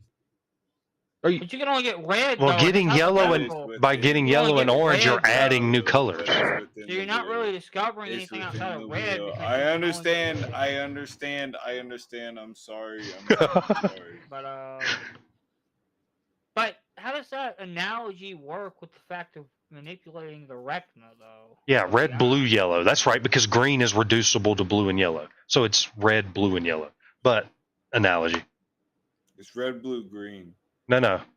With Like, if you you can make green. If you can Well, make if you green, it's not primary. I'm if you sorry. manipulate the Yeah, retina of the RBY. eye though, RBY. I'm sorry. I'll let the modern fucking whatever RBG is what they do the is the monitors and shit. snippets on the computer. yeah, I'm sorry. RBG, yeah, it's monitors and Yeah, that's what I was saying. I'll let the modern technology fucking dumb my senses. Modernist fallacy. Fucking bullshit. but the thing is, though, if you manipulate the retina of the eye, though, how could you not potentially see outside the color spectrum and see colors that, like, an ant could see, or whatever animal that can see other colors? You're talking about manipulating the eye in order to see UV light. UV light, yeah, something like that. So I mean, even you would have to add something into the eyeball in order to do. We don't have the receptors in order to detect it. Yeah, so you have you have to lasers or psilocybin. But you cut it Well, off. psilocybin might get you there, but Okay, as far as the UV light, even if you have to did add see something. ultraviolet, you've never seen it before, so you wouldn't know it's ultraviolet. You would just say, you "Oh, have that's to something add I've never seen something for before." Ultraviolet. But if you cut off certain like cones, though, couldn't you change what you see? Because Absolutely. certain animals, usually they cut off 2 cones, right? What? They cut off 2 of the cones in this experiment with the laser, right? I mean, I'm using loose language here. They didn't technically cut it off. They set the light in such a way that only one fired. One that never fires by itself. One that never fires by itself. So all 3. Wait, so there's 4 cones, but one doesn't fire by itself or something. There's 3 cones, and there's always there's short, medium, and long cones. These are responsible for seeing the spectrum of colors that the human being can see. Okay, but which one doesn't cut on by itself? The middle. When you have the short, you always have the short in the middle. When you have the long, you always have the long in the middle. But you can get the long in the middle without having the short, and you can get to the short in the middle without having the long. What they've never been able to do is isolate just the middle, which is what they did. The middle. Yeah, which they could not do before. Okay. So, yeah, but isolating the middle one, is there any other creatures within nature that have a similar middle? I haven't looked into it. I mean, assuming I think a cow does. I think a cow does. Their eye is just a lot bigger. Don't take anything that I'm saying when it comes to biology. Me neither. I'm a retard, dude. I don't know. This is just my understanding of reading this shit. So. To biology, I'm just. Eternal says red, yellow, blue system 2. What is red, yellow, blue system 2? The red, yeah, she's just saying that that's the primaries. So going with going with my hypothetical though, the cow. Let's just say the cow is the one that has the same like middle cone that we do, right? So what if OLED? I think OLO. Right?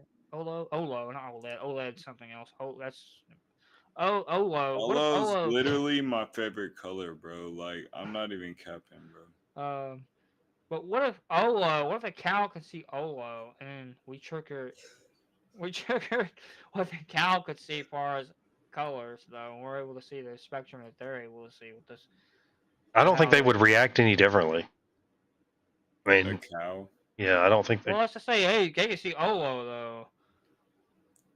Yeah, I mean, I think they would wild the fuck out if they seen a color they never seen before. They'd be like, "Oh, well, what if OLO is the color? What if OLO is the color they see? Is what I'm saying in my hypothetical, and we open up the ability for humans to see the color the cows see.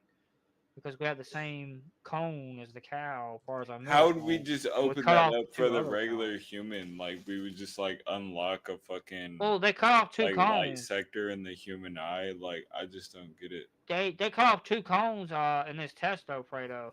The small Yeah. cone and the large What cone. cone? Well, they What didn't cut cone? it. They didn't What cut it cone? off. You're just saying Well, they when I say cut off cut a off, I cone. don't What literally cone? mean cut it off as in like get rid of it. I mean like they just made it where it doesn't activate. They cut it off from activating. They isolated the They medium. isolated it. Yeah, okay. The word isolated. They isolated it to just the middle one being turned on. It Well, active. you jumped down my throat earlier, so now I have to make Motherfucker. sure you stick to it. You Okay, son of a okay. bitch. Fair enough. Fair enough. All right, I got one more to get through. The expanding the horizons of Alright, human I got it. experience. Hold on, wait. Argue with James for a second because I want to hear you start to explain this. I gotta go like this. Hold on 1 second. Okay. But yeah, what they isolated it though to the point to where we can see what the cow sees though. I mean, you could. I guess you can make it just simplify it by saying see black and white. You know, what if they could just cut off color completely in a human being? But does a cow see black and white though? I don't know. That's why I changed it to a dog. I mean, Oh. but I don't know what the fuck a dog can see, dude. I've never looked through a dog's eyes. How do they know what a dog can see? They tested They said it. a dog could only How do they see test fucking it? white and black. I Bro. don't know. I don't know how they test it. I'm not a scientist. I'm a retard. I mean, my stuff on the assumption. internet. You Like, said you're a assumptions on the- retard politician. I'm a retard. Retard to biology. Putting my assumption. You're a On retard the internet. biologist. Aren't you about to run for office or some shit? Yeah, but I'm not a biologist though. I never claimed to be a biologist. I'm a retard biologist. I'm going to in like 2 years at this point. I think it's about 2 years till I'm gonna run for politics. I'll vote for you, James. Wherever you at. Well, you can't vote for me locally. You don't live where I live at locally. I don't give You a don't shit. know where he lives? Yeah, you don't know. I don't know where he lives. I'm pretty sure you. I live in West Virginia. There ain't no nigga. color around here. I know. Yeah, ain't no niggas where I live. Goddamn. Hey, no, it's actually. Ain't nobody to live with. Ain't nobody that look like you to live where I live. That's what I say. So I have family. He's like, I know ain't none of you around here. Thank you. I know have for family. sure. Oh shit. I have family and friends. So thank you very much. Oh, that shit got me. All right. Number 6, the expanding horizons of human experience. The creation, well, looky there. The creation of Olo is an audacious leap. The scientist. Created it? That's just what this is saying. The article. It's an audacious leap into sensory terra incognita. So sensory terra, which is like earth or ground. Incognita is like hidden. Yeah. So hidden earth, sensory of the hidden earth. Wow. I suggests that human experience is not fixed. Bro, I was on some demon shit when I seen that shit. That shit is crazy. Suggests that human experience is not fixed, but can be explained through technology. Except you can't fucking show me Olo through the screen. You have to add in a new pixel or some DMT, shit, bro. Yeah, you gotta smoke some DMT to find Olo. Well, what if DMT cuts off, inactivates the small. No, look. Dimethyltryptamine. Cone, No. Look, there's 3 times where you experience dimethyltryptamine. When you're first born, your brain is like flooded with it for 2 weeks. Whenever you dream every night, your brain is flooded with it, and when you die, your brain is flooded with it. Right? So is that the light you see? It's far more of an important chemical than like conservatives and like people of that ilk like to make it seem, because it dimethyltryptamine it resides within 97% of living beings. Like it's such an important chemical, but It's like it's just so THC, because overlooked. THC is inside of us as well, cannabis. It's inside of us, but I said DMT is within 97% of living beings, Yeah. right? So you can go outside and pick any blade of grass, and most likely DMT is going to rely within that blade of grass. You know what I mean? And So you trip if you eat enough grass? no, Oh. that's not it. Nah. So you Yeah. have to, dimethyltryptamine is an alkaloid, so you extract it like you would meth, pretty much. I'm not going to go any Oh, further. I No, you don't don't want want. to Yeah. but you know what I mean. you It's don't the know the same thing. recipe. Well, That's yeah, he probably You knows it, but use that recipe on plant products that contain a high amount of dimethyltryptamine, and it'll yield the same results. yeah. Plus, I don't know if you want to talk about the whole process on using Oh, it. you know what? I can stop sharing here in my screen shares. There we go. Uh-oh. What happened? Oh, I mean, what happened? I shut the damn thing down. It went black. I'm fixing to hear it from Eternal. Um, so this raises broader questions about human perspective and the ethical, existential, and aesthetic consequences of engineering new kinds of experience. If a color can only be seen under laboratory conditions, does it truly exist? Or is it simply fleeting anomaly, visual poetry etched briefly into the brain, never to be seen again? In summary, Olo's discovery is not just a scientific curiosity, as a philosophical provocation, challenging our assumptions about perception, reality, and the limits of human experience. Mm. Bro, I've reached the limit of human experience. I came back and I found Christ, bro. Glory be to the creator of all, Hmm. you know what I'm saying? The most high Yahweh. I mean, glory be. Well, I do believe that this concludes the philosophy hour with a bunch of retards. Yeah, a bunch of retards on the internet. Just remember that, we're a bunch of retards on the internet. So we hope that Philosophy. this sparked some new thoughts and challenged your perspective a little bit. It's kind of what the goal was. For But sure. remember, the conversation doesn't end here. We'd love to hear your take. So let us know. You can join our Discord. I'll post that link here in just a second. Don't forget to drop a like, hit that sub if you haven't already, so you can catch us here every Sunday, 12:15 Eastern, 11:15. Is it Mountain or Central, dude? I can't. Central. Central. Central. So, every Sunday, unless it's Easter or if Christmas falls on a Sunday, we'll take the bank holiday Sundays just to be safe. But we do appreciate all of you being here and hanging out with us for this long. This is our longest stream yet. We really fucking drug this How one long out. has it been? Almost 3.5 hours. Let's go, baby. Yeah, that's Yeah, almost 3.5 double hours. our longest. Like, So subscribe, everybody that's watching. Love you guys. thank you all for being here. You will catch us here next Sunday. We will see you then. Until then, God bless.